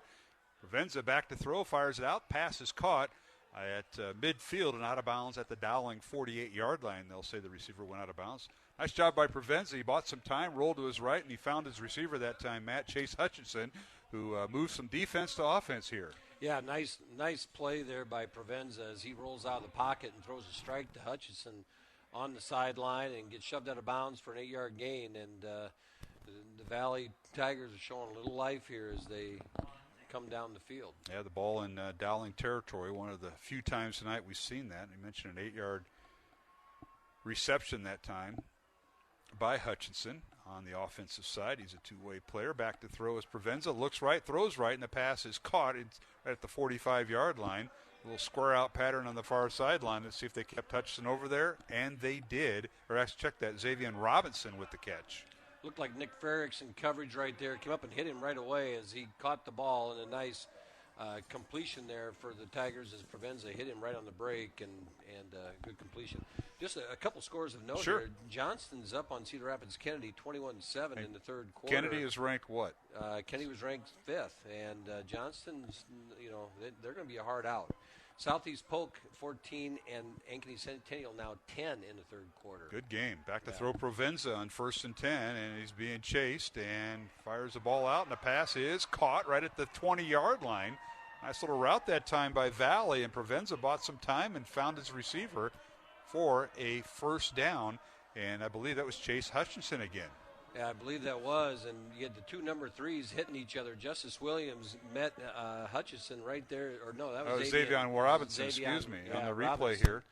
And there's a good hit there by Justice Williams, and Xavion did a really good job of hanging on to that football. He certainly did, down to the 20-yard line. So a 25-yard reception by Xavion Robinson, the 6 foot, 165-pound sophomore receiver, gives Valley a first down at the Dowling 20. 5.5 minutes to go here in the third quarter. And now a quarterback will keep the football. Provenza, the old sweep play. We haven't seen a trap in a long time, Mr. Monroe, since my former color guy, Mr. Marcoule, used to sit there. But now we see the quarterback sweep. Would you call that? Quarterback sweep. Prepared the whole way. Designed and run. Provenza did a nice job and strung it out. He did. You can see that little cross in him a little bit, can't you, when he played out there on the East Coast before he moved to Central Iowa? We mentioned earlier Michael Provenza, the senior, transferred to Valley, but his sister is at Dowling as a sophomore, right, Matt? Yes, yeah. There we go. I wonder how that'll resonate tomorrow morning.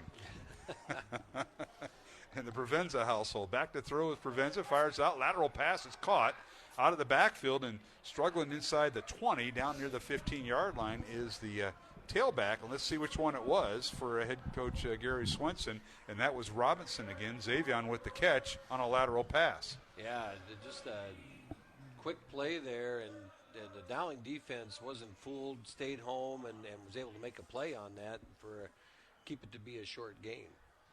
So the ball now at the 17-yard line of Dowling, 3rd down and 7 for Valley. As the game clock is under 5 minutes to play here in the third quarter, Dowling leading 28-3 as we simulcast tonight on Iowa Catholic Radio and CISN. Here's a snap. Provenza back to throw on play action. Has 2 receivers in the area. He's going to run with it, and he run out of bounds right before right around the 10-yard line. They're going to give him a gain of 7. That was a pretty gracious spot there, I think. And it's 4-down territory anyway, and so you knew they were going to go for it again, and.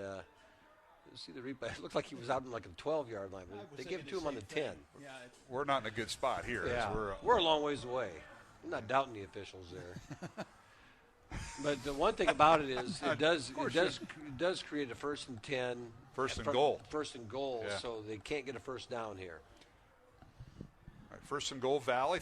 2 receivers to the left, 2 to the right. They'll send a man in motion right to left. Provenza fakes the handoff to him. He cuts over right tackle and down near the 5-yard line. He'll pick up 5 yards. 2nd and goal, Valley from the 5. And this is where they hit their wall last time, Mr. Monroe. Ken, if you remember, right here, stopped them right here. They got down to the 10. They got down to the 5, and Dowling held them to a field goal. I'm impressed with Valley's quarterback, though. He runs hard.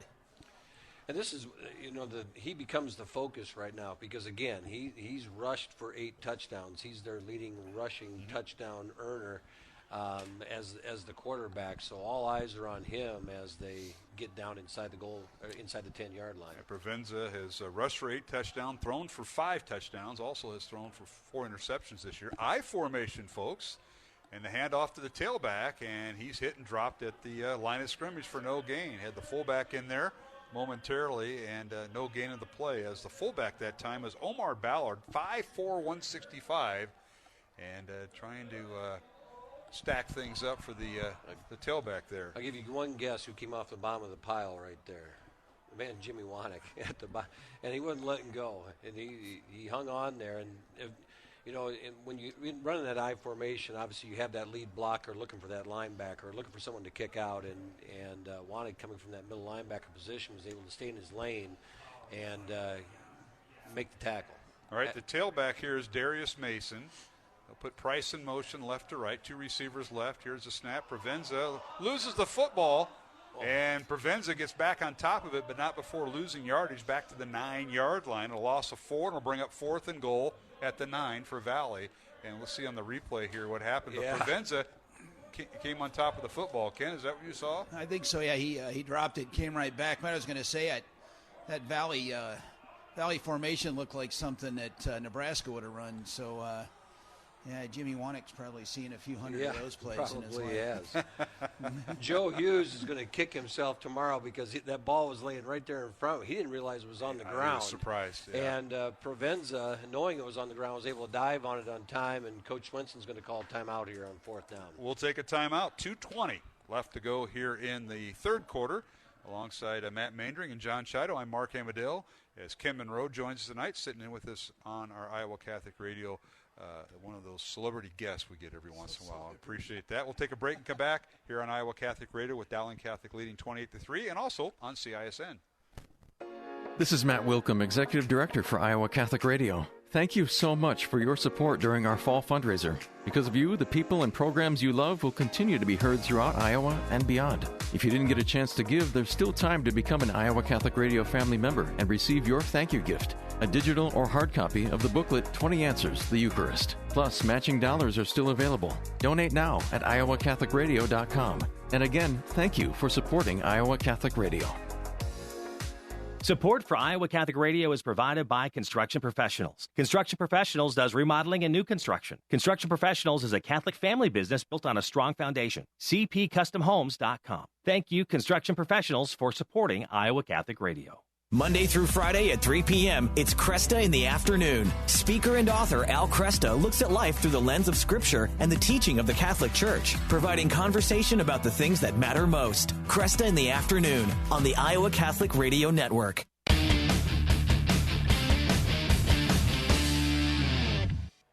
Yeah, we're back here at Valley Stadium. 4th and goal at the 9-yard line. Valley going for it. Now the little toss end around. They're going to throw it in the end zone. Man open, and he overthrew him. Incomplete. What a play that was by Valley. We'll see the replay as the intended receiver, Henrik Nimley, couldn't catch up with the ball. And he was open. He was open. He was open. They just, the young man the wingback who was on the reverse, we'll see it here on the replay, Matt. Oh, it's Provenza. It's that Provenza. was Provenza. It was Provenza. He just led him too far. Yeah. And, the intended receiver was Henrik Nimley. And well set up. Good time for it. And John Chido, you're down there on the sideline. They're bringing the bags of tricks out, but Valley now has settled. They've been inside the 10-yard line of Dowling twice tonight, and all they have to show are 3 points. Yeah, did you guys notice the defense Dowling ran there? Little reminder of Ankeny, and a couple weeks ago they had 6 guys across on the goal line in the back coverage, keeping everything in front of them there. A page out of the old playbook. Is that what you're saying, John? As a first down carry by the Maroons from their own 9-yard line, they get across the 10 up to the 15-yard line, gain of 6. What are you referring to, Mr. Chido? Well, what did Matt? What'd you call that defense that Ankeny was running? It was like the old radar defense. Yes, radar defense. Yep, that's what Dowling was in on that possession here. Nobody with their hand on the ground. Well, the front guys did. The front guys so did, it's a little bit of mixture, right? But the back 6 were all standing well off the ball, facing it, trying to keep everything in front of them because it was 4th and 9. All right, Dowling will keep the ball on the ground as 2nd and 4 for the Maroons, and they give it to the tailback. And he turns the corner. Yeah, C.J. Phillip, nice hard run right there because he was hit, and he delivered the blow as he was entering into the defense right there and was able to get another yard out of that. It creates a 3rd and 1, 3rd and 2 situation. And right now, Valley's selling out the line of scrimmage. They're bringing everybody because they know Dowling is pretty content to run the football right here. On 3rd and short, maybe not so much, because Smolik he's pretty reliable and you trust him. Well, it's 3rd and 2 for Dowling on their own 17. Just under a minute to play, third quarter. Dowling leading 28-3 here at Valley Stadium. Up the middle they go. And first down for the Maroons, and that is C.J. Phillip as he gets stacked up across the 20, up near the 23-yard line, it looks like. Gain of 6, and they got a great push by that offensive line. And that's been, we've kind of undersold that. We're talking about all the skills position, but Rockers, Batterton, Shelton, Agos, and Nahas, and Freilach's been in there a time or two, and I know they've got some rotation with Coach Pollock on the offensive line, Matt. And they're right there. They got 4 yards when everybody in the stadium knew they were going to run the football. Valley brings everybody up, and they were able to win the line of scrimmage and gain 4 yards. So it's 1st and 10 Maroons from their own 23-yard line. 2 receivers right. The handoff goes to Phillip again over the right side. Follows a block of Agos and Nejas and bowls his way across the 25 to about the 26 or 7-yard line. Again, they're picking up 4 or 5 yards a carry. They are. And tough yards. Tough yards, and that's what Dowling wants right now as the clock winds down 28-3 at the end of the 3rd quarter. End of the 3rd quarter, we'll take a break. From Valley Stadium on a chilly night, temperature in the upper 40s. The rain is held off, and we've got 1 quarter left. Dowling 28, Valley 3 as we move to the 4th quarter on CISN and Iowa Catholic Radio. Did you know you have a choice in your child's education? Smaller class sizes, dedicated teachers, a sense of community, and a caring learning environment, whether it's in the classroom or at home. Diocese of Des Moines Catholic Schools deliver the best value in education, and we offer tuition assistance to help you afford it. Learn more about how the Catholic schools in the Des Moines Diocese might be the right choice for your child. Visit dmdiocese.org/schools. Support for Iowa Catholic Radio is provided by Dental Associates, addressing your smile needs and dreams. 515-225-6742. Des Moines-DentalAssociates.com. Thank you, Dental Associates, for your support of Iowa Catholic Radio. Iowa Catholic Radio, connecting listeners to Christ every day with people like you. Hi, this is Father Sean Roberson, TOR from Franciscan University of Steubenville. Thanks for listening to Iowa Catholic Radio.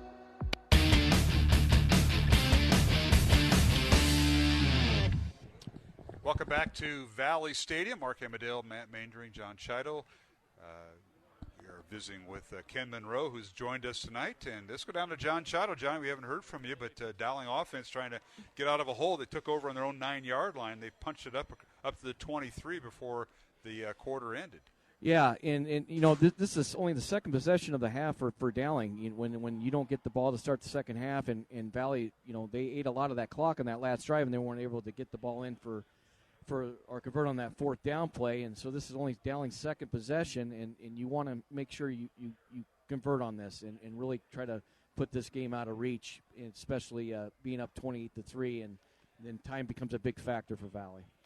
Yeah, you're wondering if you're going to see Johnny. And I know you see the change of shifts, so to speak, of the offensive linemen and some of the personnel. Be interested to see if Coach Wilson and the assistant coaches get some of the other personnel in when they can.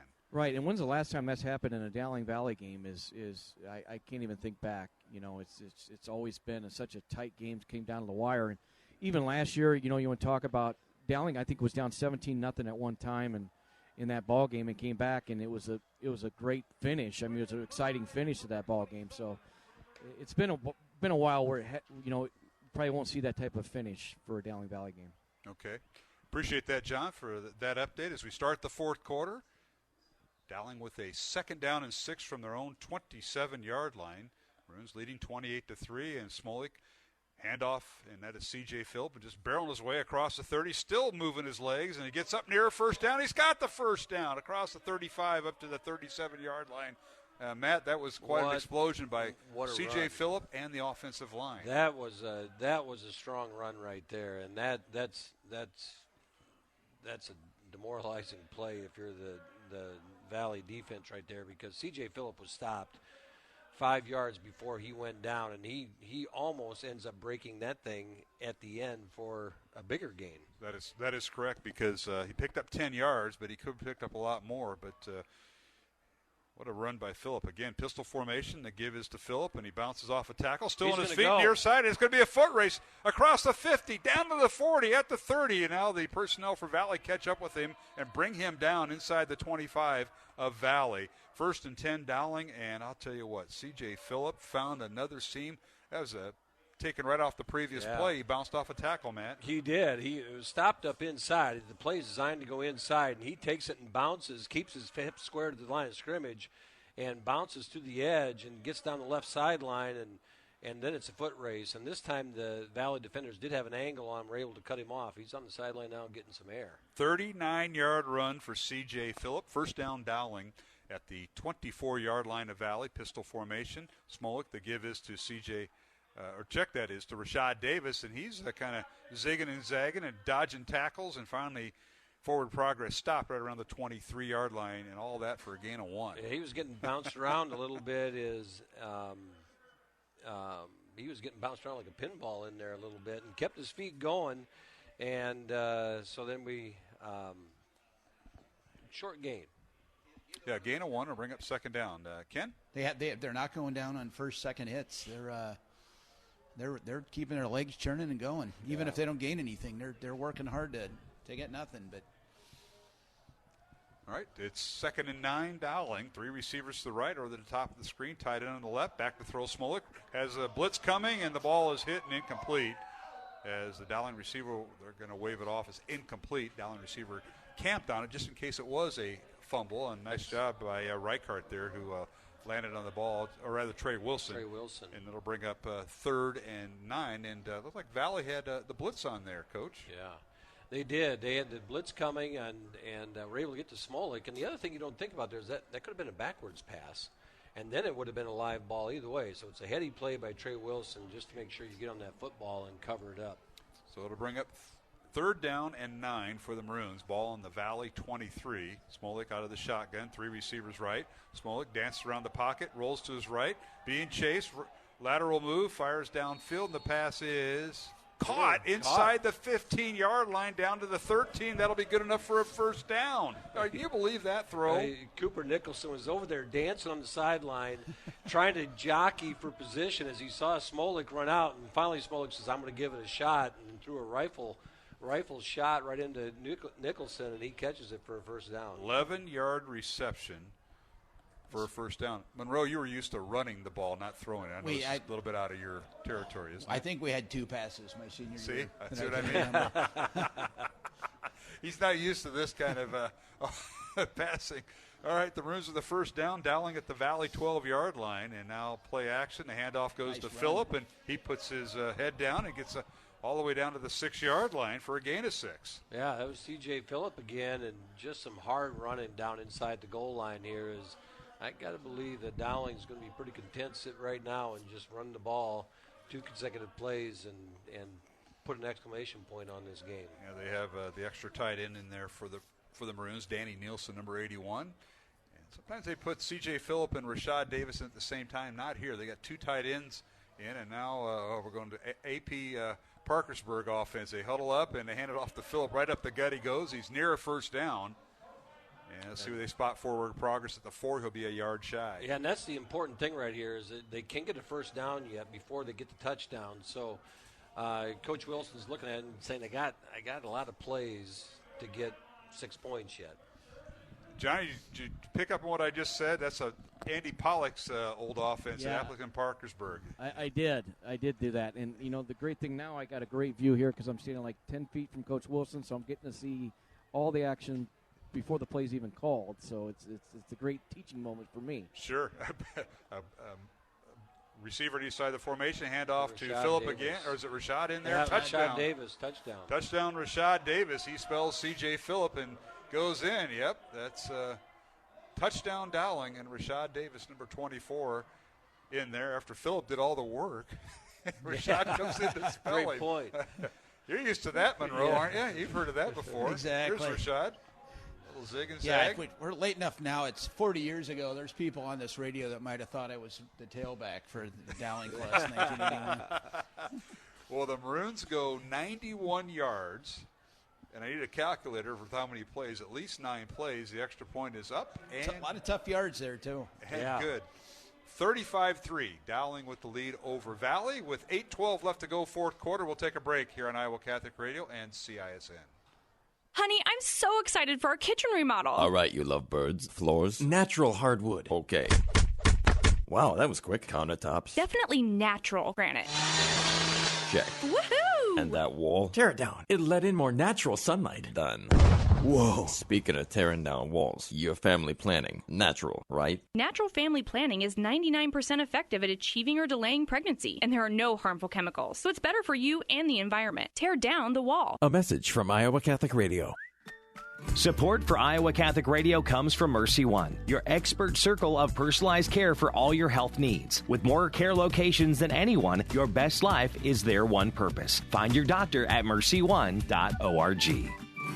At noon, Monday through Friday, the doctor is in. Dr. Ray Garendi helps you with personal problems and professional questions. You'll love his fun approach and practical advice. The doctor is in on the Iowa Catholic Radio Network, connecting listeners with Christ.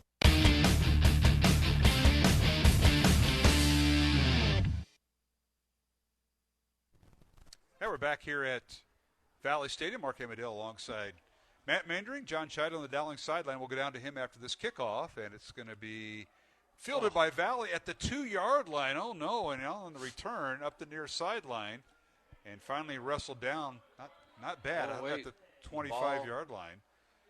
No, the ball didn't come loose. And I'll tell you what, that was dangerous there, that kickoff return by the Tigers. But Valley will have it 1st and 10, trailing 35-3 to Dowling Catholic. And you know, we talked a little bit about this series before tonight's pregame, but no team in this series goes back to the late 60s, early 70s. No team has ever won more than 3 in a row. Tonight, history was made. Dowling will win their 4th in a row over Valley. And if you count the COVID game, it's actually 5 in a row, but we didn't until it's part of the equation. But that's amazing with these two teams. Going in. Now Provenza with the first down, and he hands it off to his tailback from the 27-yard line and hit and dropped immediately. And the Maroons, I don't know if they've we're starting to see some new numbers out there for both teams, but that was quite the hit there. That was a hit. He was wrapped up on the legs and was stood up, and a Dowling defender comes along. I believe it was Noah Seamer came in there and finished the tackle. Loss of 1 to bring up 2nd and 11. We'll try to go down to John after this play because Valley does huddle up. Provenza out of the shotgun. And he's got Darius Mason as his tailback. Back to throw. Dowling with the blitz on. Fires it out. Caught right side. And getting up near a first down is the receiver. I believe that's going to be a first down. Yeah, and that was Xavion Robinson with the catch. And a first down. As you're right, Matt. Good spot there. Johnny, before I know Valley's going to go in hurry-up mode, but the Maroons now with 3 rushing touchdowns tonight, 2 by C.J. Phillip, and that last one by Rashad Davis. Yeah, their offensive line started out the game really good job controlling the line of scrimmage, and then, Dowling had some success through the air, and then they went back to the running game. But it's been a great night, both offensively running the football and passing the football. All right, Provenza, who's been doing all the running for Valley, gets loose and decides to keep the football, and he gets out of bounds short of midfield. And, gentlemen, we're going to start talking about who we're going to talk to tonight. We'll talk to Coach Wilson after the game, but some players to think about. Mr. Monroe, you're worth your weight in gold. You can get in part of this nomination process here. It's a lot of kids to pick from. We have Boy, linemen. they look good. They look good. We have linemen. I know you being a former nose guard, you might want to talk to. Well, we haven't talked to Rumley yet, have we? He had his first sack tonight early in the game. We might have to do that. And that'll be a credit to our partner here, Ken Monroe, former Dowling nose guard. Do you have the ring underneath your face mask back when, like Larry Zonka did as a fullback? Okay. No, I just ask. I have a 7 7/8 size head, so Sean Moore and I had to fight over who got the glass gigantic helmet. And there's another consular, another lawyer, First down Valley. Nice run by that time by the Tigers. They get across midfield and down to the Dowling 44. They're starting to churn out a few yards here in that Valley offense as we do have some new jerseys out there for the Maroons. All right, and Matt, I know you've got some scores. We passed along a couple. We'll try to get it maybe after this play. Tigers go with a tight formation. They have 2 receivers on the outside of the tackles, and now they have Price, and they'll give it to him, a little toss to him. And Aiden trying to turn the corner, and he's hit and dropped at midfield. There'll be a loss of 6, maybe 7 on the play. Great tackle out there. All right, Matt, go ahead with I think some that was scores. Kenny James. Yeah, James. Kenny James. Remember last week they were going after him. Yeah, Saucer was picking on him. Yeah, That's he was right, trying to, and right there, Kenny James just come up and made a great play. Ames quarterback. Give us a few scores, Matt, that you have jotted down. You bet. Waukee is throttling Urbandale right now, 30-0, and kind of a surprise in the third quarter. And 28-7, Johnston up on Cedar Rapids Kennedy, and Southeast Polk has now extended over Centennial, 35-10. All right, appreciate that. It's 2nd and 16 Valley from midfield. Provenza, the quarterback, will keep it around left end and fights forward and dives forward, and finally right at the original sticks at the 44, maybe the 43 of Dowling. Got some of that yardage back. I'll bring up 3rd and 9 for the Tigers in the final 5:45 of the fourth quarter. Dowling leading 35-3 as we simulcast tonight here on Iowa Catholic Radio and CISN. Mark Amadale joined by Matt Mandring in the booth, and Ken Monroe, our special guest. He was the COVID winner of The one score I haven't got yet is the Ankeny Waukee Northwest score. If someone can mark that score, that'd be great. I think everybody has my number, Matt. Yeah, I know. That's why. Everybody has the principal's number. I'll be glad to give. Well, I won't give that out. But there's a pass far side. Caught first down Valley inside the 30. Nice pass that time by Provenza. We've seen his legs, and that time he found Robinson and Damian with the catch. And I'll tell you what, Xavier rather, with the catch, and He's you could feel it. He's taking some hits tonight, the young sophomore. He's walking back a little slow there, and Kenny James comes up and makes the play. Nice throw there on the sideline. Who was that on the finish there? Jimmy Wanek. So that'll be down to the Dowling 25, gain of 25 by Robinson, and now here's a snap. Provenza throws in the end zone, and he's trying for the quick post pattern. Pass is broken up, incomplete, as he threw into double coverage that time, and Dowling met him right there in the end zone. I believe it was Jake Anderson in coverage right there with, it looked like Noah Seamer on the underneath coverage, and Jake Anderson makes a really nice play in the end zone on Xavier and breaking that up. So that'll stop the clock with 4:41 to go. 2nd and 10 here in the fourth quarter. Valley at the Dowling 25. Maroons leading 35-3. And again, we'll have our post-game show. We're taking nominees now. Who to interview? John Chida will be on the field with some Dowling players following the game. Here is Provenza, a play-action fake. Fires it out near side. Pass is caught, and the receiver broke a few tackles. Now he's got the rest of the Dowling defense's attention and finally run down at the 25-yard line or so. They're going to spot forward progress up to the 22. And a nice catch that time by Henrik Nimley. Yeah, it was a nice, strong run there. He was not going down, and give that young man credit. He broke the first 2 tackles, kept going after it, and it took a gang of them to get him down at the end. Gain of 3 for Nimley. Next up for Valley, they finish out the regular season at Roosevelt and Drake Stadium next Friday night. For Dowling, the Maroons are home against Waukee next Friday night. It'll be Parents' Night, and we'll recognize the Dowling parents. All right, back to throw is Provenza. Looks left, and now he's going to be sacked back at the 33-yard line. The Maroons get him as they come with pressure, and that is Joe Hughes getting the sack. Joe Hughes off the left edge came untouched, and Provenza rolls out to his left. Joe Hughes comes all the way across the field and chases him down from the blind side. Loss of 9 back to the 31-yard line. And it'll bring up 4th down for Valley. Tigers need to get inside the Dowling 15 for a first down. And up, down 35-3. Of course, Valley's going to go for it here, and they draw them off sides. So that'll be a 5-yard penalty against the Maroons.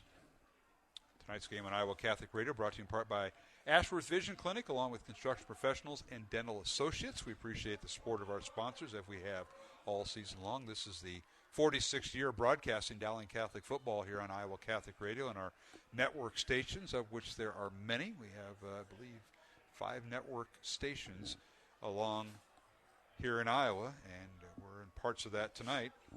Week 8 of the high school football season. Valley now with a 4th and 11. They'll go for it from the Dowling 31. Back to throws Provenza, fires far side, and the pass is incomplete. And, check that, it is caught. But shy of the first down. Short of the first down. It'll be Dowling taking over on offense. And seeing that replay. Nice reception that time by Henrik Nimley, but he was just a few yards shy of the first down. He made a nice catch. He did make a nice catch. And at first, if he wouldn't have caught it, they were going to be thinking pass interference because the defender was there a little early. But he caught it and well short of the sticks. Well, 2:48 to go here in the contest. Dowling offense will be on the field. Will take over 1st and 10 from their own 22-yard line. And TV timeout, it looks like. I see that. And, well, we're going to keep it here for this media timeout. Mark Amadale, Matt Maynard. Let's go down to John Chido. Johnny, any nominees? Somebody, I'm trying to think who we talked to this year so we don't kind of duplicate that. But anybody you've got nominated tonight? You and Mr. Scigliano and Reinhardt down there are talking about maybe. Well, I haven't been down towards those guys the whole second half. I've been down at the other end zone. They kicked you out, huh? Well, okay. It just was so cold I didn't feel like walking all the way down there, and I was getting great reception here. You guys sound great, but your thoughts? What about Bo Gamble? I was thinking Bo Gamble. Yeah, okay. He's got to be at the top of the list. Counselor, what do you got anything you want to interject here? He wants a nose guard, Johnny. Or I like Rumley. We botched. You guys haven't talked to Rumley yet to share. Yeah, I botched that interview. With the reception. That's right. That's the last time we were with 13. Yeah, and 13's back again tonight. They'll steal my mojo. Yeah. I forgot about that. That's awesome. So, all right. Well, now I know you have your field agents down there, Coaches Crandall and a few others. Bo Gamble and Ralston Rumley, the nose guard, in honor of Monroe. We got to get a lineman, though, just to get you a little anxious. Defense looked fantastic. And yeah, that's right. Now, we haven't talked to Max Shelton, have we? That young man. We did a co-interview with him and you know who we need to get is we haven't had Rockers. Rockers, because we did a co-interview with him and Shelton. Yeah, we haven't had Rockers. Okay. So what? Rockers and Gamble? Rockers, Gamble, and Rumley. Yeah, Rumley. There we go. We'll make time for that. And sounds like a law firm.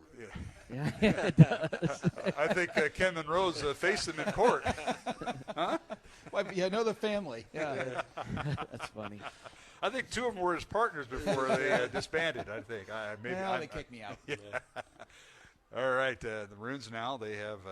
At quarterback Dante Cataldo, the Maroons keep the ball on the ground and across the 25 up near the 27-yard line is the final 2 minutes of the contest. Maroons started on their own 22-yard line. They're up to the 27. They'll bring up third and about 1 after the ball's placed at the 27-yard line. Dowling 35, Valley 3. First time either team has won more than 4 in a row in this series. This goes way back. And technically it's Dowling's 5th win. The COVID forfeit, I'm not counting that. And now Jack Moore in there, number 31, the tailback. Handoff from Dante Cataldo, and Jack picks up the first down. And now it's a rugby scrum. They haven't blown the whistle. They're still going. And look at this. He's still going all the way to midfield. Awesome. It is.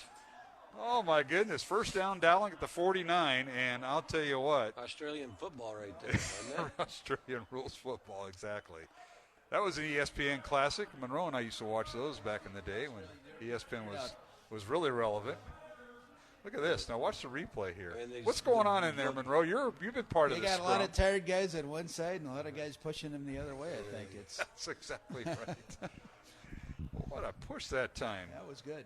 By the Maroons. Kyle Rockers was one of them, leading the charge. First down, Dowling at midfield. Final minute.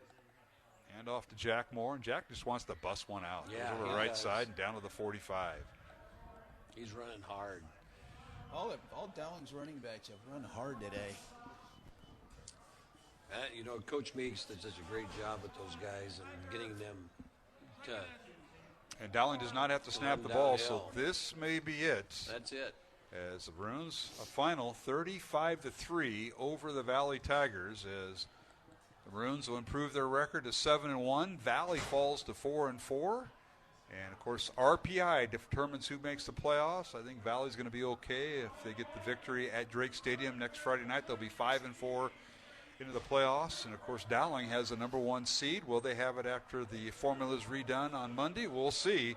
But congratulations to Tom Wilson and Dowling Catholic. 35-3 winners over the Valley Tigers here at Valley Stadium. And Matt, it all started early in the first half. Maroons got out to a 7-0 lead, but 21 points in that second quarter propelled the Maroons. Tonight it was all about the lines. The defensive line, offensive line on both. Dowling dominated the line of scrimmage on both sides of the ball and really just set the tone. And the other thing is, Jackson Smolik making plays. And, we got into trouble a couple times, and Jackson Smolik found the people he needed to in time, and just a complete game. Let's take a look at our final game statistics. We want to thank Jared Seifert, one of the other Dowling math teachers. I don't know who the department had. I never did get an answer from Kelsey Stodeker. Oh, you did say that. I'm Kelsey sorry. Stodeker, First of all, I thought Mary Beth Wiskus was, and She I didn't get that update as they changed their personnel. You talk about the Maroons changing tailbacks and tight ends, Monroe. Then I get 3 times and had 3 different teachers. Yeah, but that was in college. No, wasn't I it? was in high school. Oh, you did. I was okay. at Dowling High School. Okay. Yeah, all right. I was a slow learner. Yeah. Well, you learned. All right, let's run through this final statistics. Dowling with the win tonight, 35-3 here on CISN and Iowa Catholic Radio. The Maroons with 447 yards of total offense. Valley with 210. Maroons had 188 yards in the air and 259 yards on the ground. Valley with 154 yards of passing and 56 yards rushing.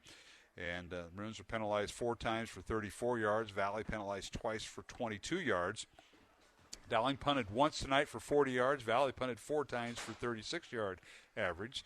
Dowling with 23 first downs. Valley with 15. Jackson Smolik, 12 out of 18 passing, 188 yards and 2 touchdowns and no interceptions. Michael Provenza for Valley, 18 out of 24 passing, 154 yards, no touchdowns and no interceptions. Leading rusher for Dowling, C.J. Phillips, 17 carries, 170 yards, and 2 touchdowns. Rashad Davis, 15 carries for 51 yards and a touchdown.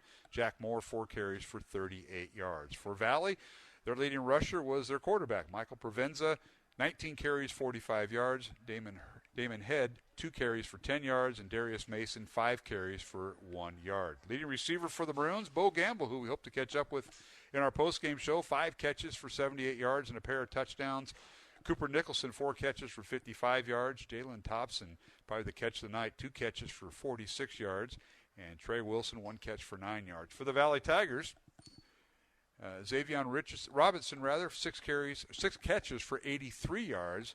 Aiden Price, 8 catches, 54 yards. Chase Hutchinson, a catch for 8 yards. Hendrick Nimely, 1 catch for 8 yards. And Damon Head, 1 catch for 3 yards. And Darius Mason, 1 catch for -2 yards. So let's look at the numbers tonight. Again, Dowling with a total offense of 447 yards. Valley with 210. We'll take a break, come back. We'll take a 2-minute break on our network stations and go to our postgame show. Again, the final, Dowling 35, Valley 3 from Valley Stadium in West Des Moines as Dowling's record improves to 7-1. Valley falls to 4-3. We'll be back with postgame show here on the Iowa Catholic Radio Network and CISN. Iowa Catholic Radio business underwriters provide people with the opportunity to hear the Word of God and grow in their faith each and every day. Our business supporters have helped expand our network, connecting more listeners to Christ. Would your business or organization like to share in this mission? If you own or manage a business, we would like to talk to you about how you can make a positive impact in the state of Iowa and beyond. To learn more about becoming an Iowa Catholic Radio underwriter, contact Deacon Mark 515-223-1150 or visit iowacatholicradio.com. Support for Iowa Catholic Radio is provided by Skeffington's Formal Wear, in business since 1951, with locations in Des Moines, West Des Moines, Coralville, and Ankeny. Skeffington's Formal Wear, fitting you for life celebrations. Online at skeffingtons.com. Iowa Catholic Radio, connecting listeners to Christ every day with people like you. Hi, I'm Amy Bishop from St. Elizabeth Seton Catholic Church in Carlisle. Thank you for listening to Iowa Catholic Radio. Did you know you have a choice in your child's education?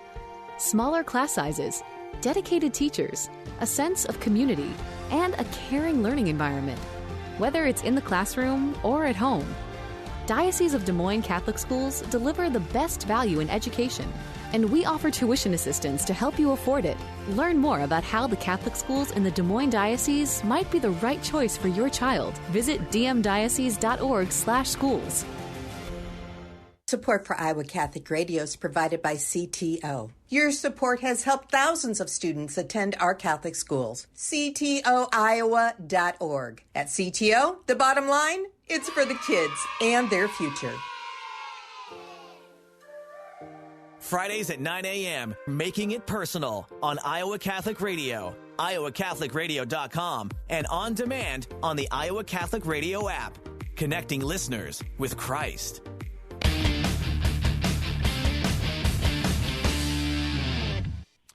Hey, welcome back to Valley Stadium. Final tonight, Dowling Catholic 35, Valley 3, Mark Hemedale, Matt Mandring. And let's go down the field. John Chido, you've got some young men that we're going to talk to. I know one of them's Bo Gamble, outstanding receiver. Had a pair of touchdown catches tonight, and also Ralston Rumley, the Dowling nose guard. But take it away, Johnny. Well, I'm here with Bo Gamble first. Bo, congratulations first and foremost on the victory tonight over your rivalry with the Valley Tigers. But what a night for you, huh? 2 touchdowns. I think you had 5 receptions. They said 78 yards. Fantastic night for you. But go back to that first touchdown. We were talking about it off air a little bit. It was kind of a scramble play, as you mentioned, but can you kind of walk the audience through that? Yeah, we had a comeback route on the inside from Cooper, and Jackson was flushed out to the right, and I just carried my slant route out all the way to the back corner of the end zone, and he was able to find me back there.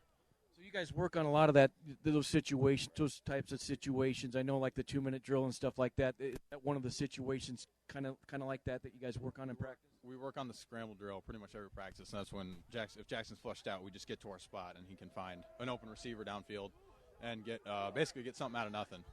You know, in the other going to the second touchdown, it was I don't know if it's a wheel route, but it was in between coverages there maybe, and he found that open zone, and then the great run after the catch. We had hit the out route twice before, and Jackson realized that they were going to bite on that, and he was able to stick it in there in between the safety, and I just caught it, made a move, and got upfield as fast as I could. We worked on that in practice, so I was expecting it, and he just made a great throw, and it was a great play, great team win. Started in practice though this week. We're really focused and ready to go. Well, thank you so much for taking the time with the interview, and best of luck throughout the way. Thank you. I appreciate it.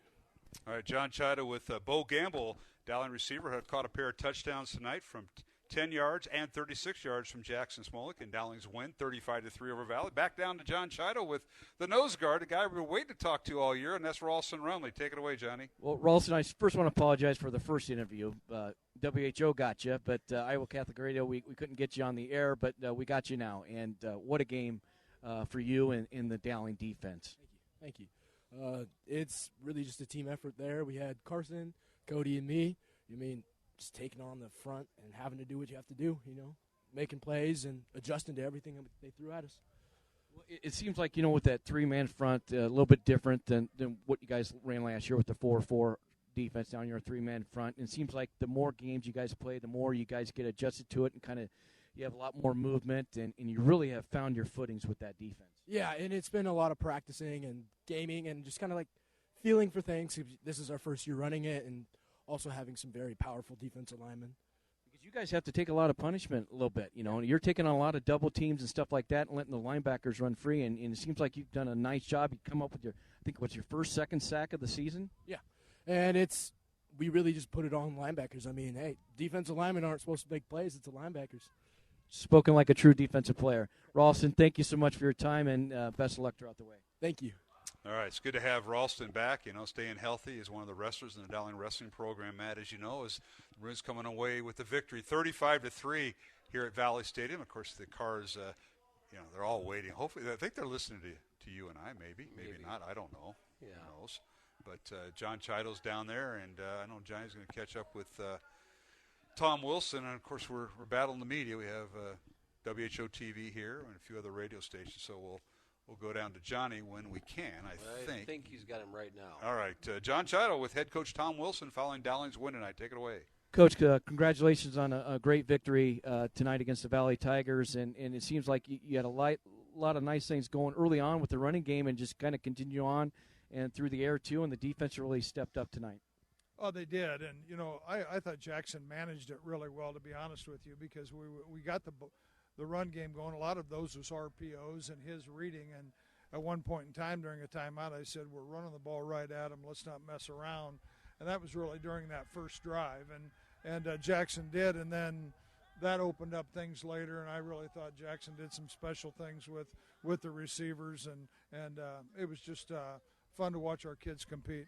And it seems like you had just a few penalties this ball game, which is phenomenal. And then when you did have that one, you got one back, and then you guys converted in the red zone there to top it off. Yeah, honestly, a really good officiating crew. Those guys do a lot of college games, and they let us play, and our kids played fairly clean, and really Valley did too. Yeah, it was a great victory for you guys. Congratulations again, and best of luck throughout the way. All right, thank you. All right. John Chida with head coach Tom Wilson on the field as Dowlings win tonight. I want to thank Johnny for those interviews. Ralston Rumley, Bo Gamble, and head coach Tom Wilson. We got Kyle Rockers now. We got one more. Oh, Rocker stuck around. Oh, He got the big the big tackle. All right. Well, Johnny, take it away with the Dowling left tackle, Kyle Rockers. Yeah, Kyle's, he's on TV. Now he's over on radio. I mean, he's at duty. He's been everywhere tonight. But, first, how about the offensive lines? Right out of the gate, you guys just ran the ball down the field, controlled the line of scrimmage. A gap, for your listeners, that's right over center and guard. But and then you guys are able to punch the ball outside. But you guys really controlled the line of scrimmage tonight. Yeah, that's kind of one of our strengths this year, just up front, being able to run inside zone and knowing we're going to run it successfully. And that's just from hard work and success in the weight room in the off season all year keeping it going. Even into the season, keeping in the weight room, staying strong, being able to do that. Got to control the line of scrimmage. We talked about, it's going to be won in the trenches. That's what all ball games are, and being fundamentally sound. Coach Mainering mentioned that, early in the broadcast that, who's going to have the fundamentals and who's going to control the line of scrimmage, and you guys established that early and often, and then you're able to throw the ball a lot too. Yeah, really having that run game really sets up the pass game, which is helpful. We everybody is coached up greatly on their fundamentals by Coach Pollock, and then that really opens up the pass game once we run the ball successfully. Well, congrats. It's a big rivalry, and it's a big week, and you guys really went through, the whole week, conferences and stuff like that, and you were still able to stay focused. Yeah, it felt great coming to school today, watching some movies, and then just staying in our routine. That's why we do it, just to stay in the routine, and it was a great week. Great win tonight. Well, thank you so much for your time. Thank you. All right, John Chido, great interviews tonight. You throw in Kyle Rockers, the left tackle, and that's a pretty good group to talk about, and a nice win. It's been a tough week, You had conferences this week for Dowling. You talk about routine, and Rockers kind of mentioned that when Kyle got on with Johnny, Matt, staying in that routine, even though the school is, going through conferences and a different schedule. They stayed on point. They did. I know, Coach Wilson, we were talking about this earlier this week, is, you hate to have these day offs, on a game day. And, we were talking about it. He said he was going to let them sleep in a little bit, but I think they got them up around 10 or something like that. They had to be in and check in. I've heard of coaches, get them up at 8, do something so they're on their normal pattern. And it is always a little different when you have a no school day, but this team is hitting its stride, and they didn't miss a beat tonight.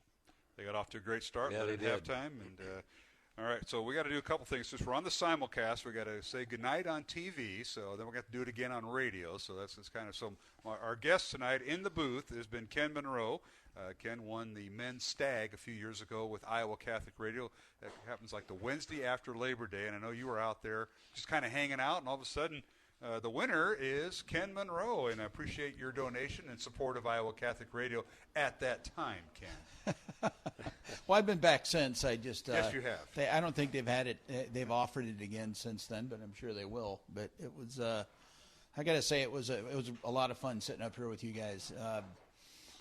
Really well-run professional organization. It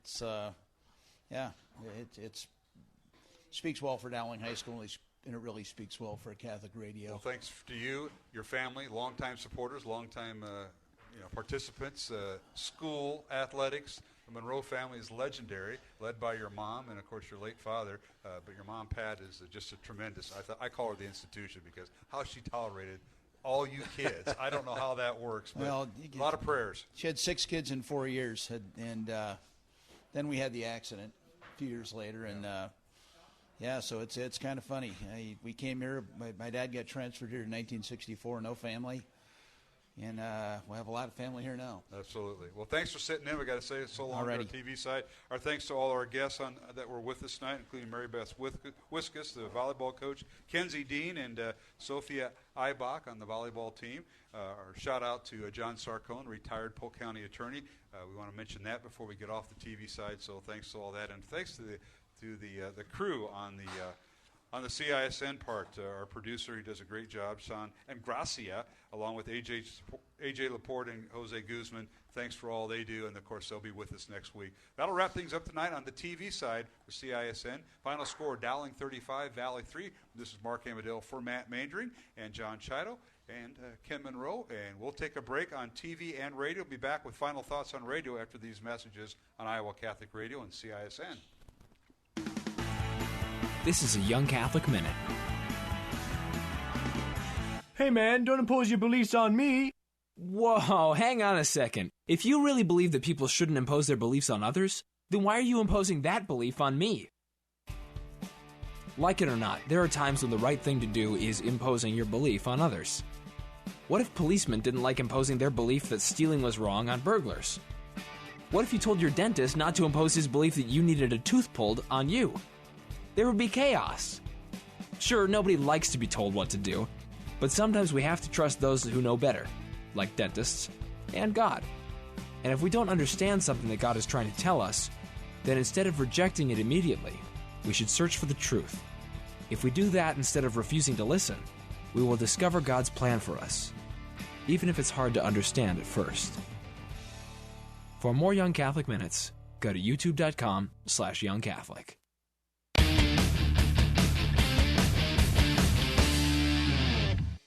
We're back here at Valley Stadium. Final thoughts here on Iowa Catholic Radio. Mark Amadale, Matt Mandring, and, of course, John Chido.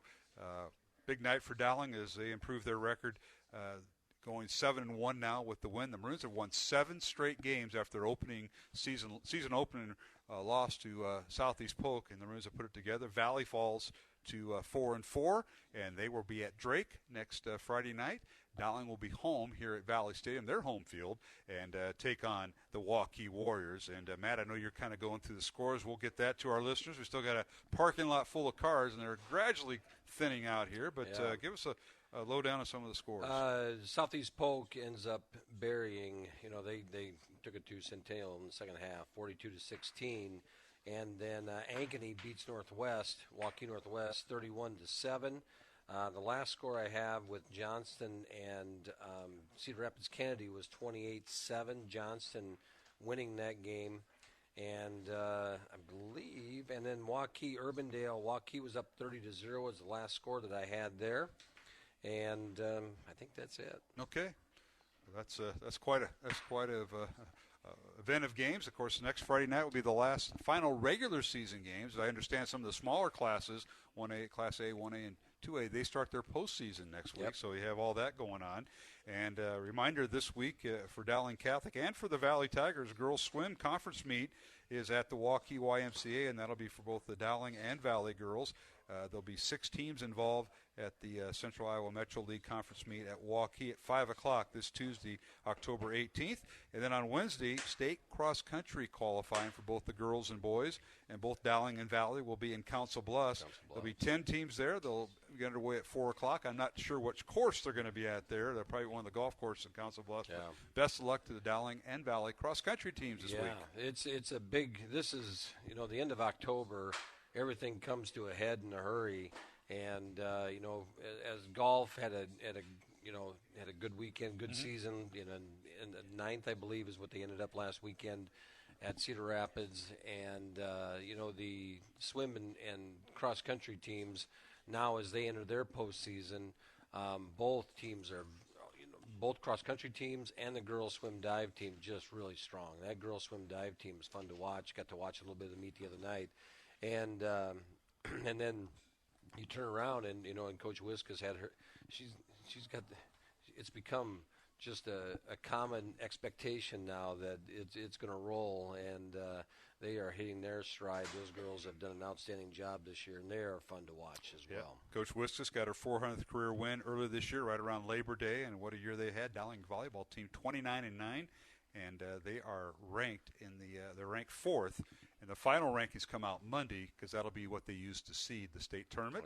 Being held for the first year in Iowa City at the Extreme Event Center, and that's just right off the I-80 exit going to the little shorter drive than going up to Cedar Rapids. And you mentioned the Dowling boys golf team last week, finishing 9th out of the 12 teams at Cedar Rapids at Elmcrest Country Club. And Henry Ferrari and Carter Yerge. Ferrari's a sophomore, Yerge a junior. They both tied for 25th during the two-day event, and they're both back.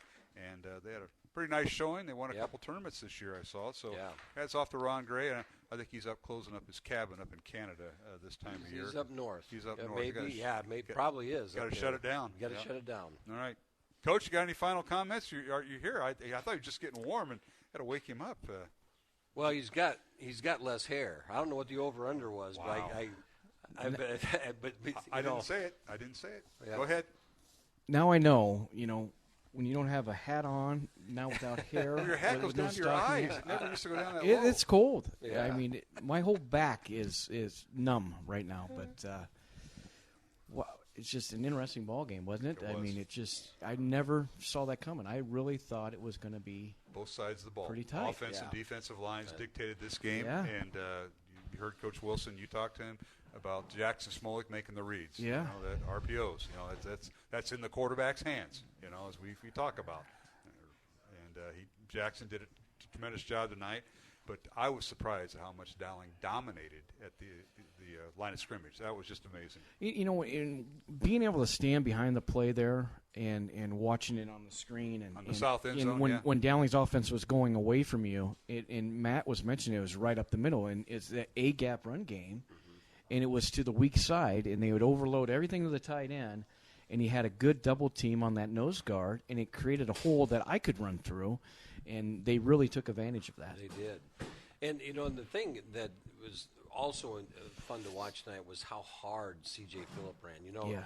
Not taking anything away from Rashad Davis tonight because he had a good night too, but C.J. Phillip really came out and ran hard and was not going to let anybody take him down on that first hit and really made some good runs. And he had probably his best football game tonight, I think, as a Maroon. Yeah, you're absolutely right. And he had a lot of one-on-one matchups with their linebackers, and he won those matchups a lot of the time in that interior run game. And then when you said that first score there, they started changing. They sent two guys in the double A gap, and then perfect timing. Dowling runs the outside, and it was wide open. Yeah. You can't undervalue, as Coach said, what Smolik is doing right now at quarterback. And, it was one of those things as you saw this young man coming up over the years and battling the injuries and all those things, and he is really reaching the potential that he was pushing himself to get to, and how he manages the football game right now is just, it's just a pleasure to watch. How he sees the field, that's the whole thing. And Johnny, you know that when he walks up there, he's one pass route was a hot route. I was talking to Bo about that second touchdown. That was a hot route. That's a read the quarterback makes, and when he throws it in that tight window between the corner and the safety there, and then Bo made that great run after the catch. That was a great read and a great call at the line of scrimmage there. Yeah, that was Gamble's 36-yard reception.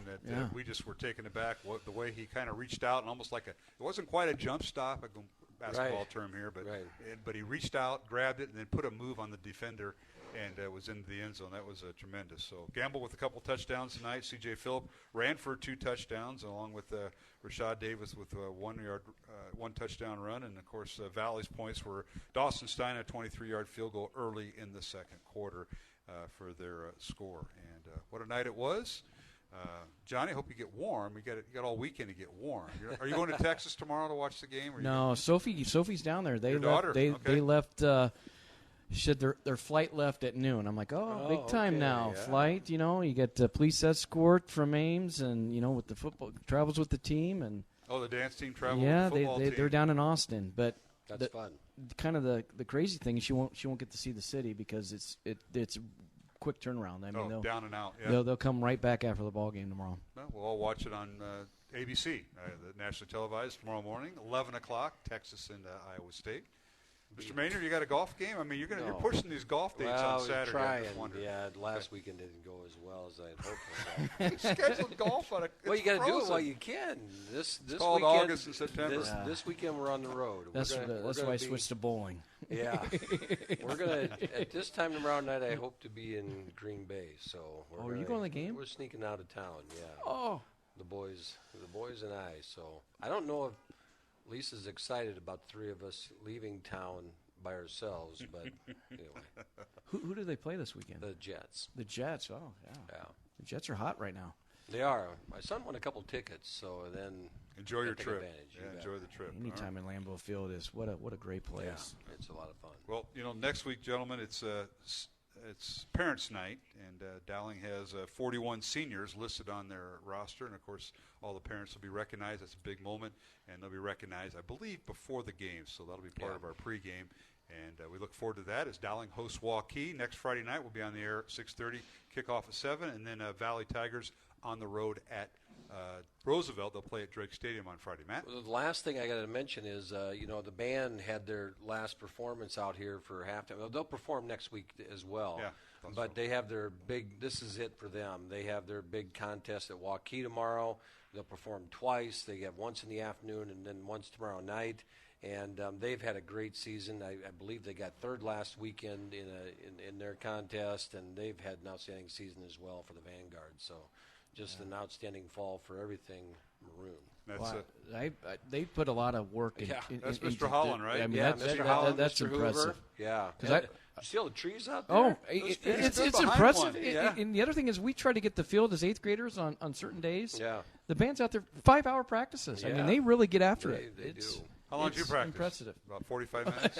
We go an hour 45, 2 hours if we can keep their attention span that long. But that's a long time for an 8th grader. Yeah. This guy started 0-2 and finished 4-2. 1-2. You started 1-2? I thought it was 0-2, but 1-2. 1-2. And you Give us finished some credit. And you finished what? 4-2. 4-2.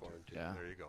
And a head shave, the head coach. I do have it on video. I could post on post. I have the full video, Matt. He's got bits and pieces. And there's some things said on there, but I've kept it off. I've kept it off social media. That's 3. I don't know what the over-under is, but I think he's losing now. It's kind of like Skiggs is laughing when you're watching a football game and you want a certain team to win, and all of a sudden they lose it in the last minute. Huh? You just did it right there. He's starting to boil. All right, well, that'll be it. That'll be the last set. Congratulations, Johnny. Great job. Great season. All right, gentlemen, we'll talk to you next week. All Stay right. warm. And that'll wrap up our broadcast tonight. I want to thank the folks at CISN as we simulcast. And that'll wrap up radio. Jeff Piggott has been our studio producer. Did a great job tonight. Thanks to Jeff and everyone else. And, of course, I want to thank our sponsors. They include Bozen the Florist, Ashworth Vision Clinic, Construction Professionals, Dental Associates, Mercy One, Catholic Tuition Organization, and Skeffington's Formal Wear. Our thanks to Mary Beth Wiskus, the Dowling volleyball coach, for joining us at halftime, along with junior Kenzie Dean and Sophia Eibach, the senior captain. I want to thank those young ladies for joining us during halftime. And, of course, Ken Monroe, he's on his way back to the Beaverdale area. And I want to thank Ken for sitting in tonight and appreciate his support. He was part of the men's stag a few years ago. Won an opportunity to sit in with us, and then decided with COVID we had to kind of limit who was in the press box, but Ken came in tonight, and we owed him that. And we appreciate all his insight tonight, and a great Dowling family and tremendous supporters, so we thank them. That'll wrap it up for me. This is Mark Amadale alongside Matt Mandring, John Chiddle, saying goodnight and so long from Valley Stadium in West Des Moines. Reminder, next week, Dowling Catholic hosting Waukee. Will be on the air at 6:30 with radio and live stream at 7 o'clock as Dowling kicks off at 7 on senior night against Waukee. So hope you can join us. And the RPI ratings come out once again this Monday. The Maroons are currently ranked number 1 in the RPI that they use to determine the postseason. So the Maroons will certainly strengthen their prowess there and continue that. For everybody involved, Mark Amadale saying goodnight and so long. Final score, final time, Dowling 35. The Valley Tigers 3. The Maroons improve their record to 7-1. Valley falls to 4-4. Good night, everybody, and have a safe and blessed, faith-filled weekend.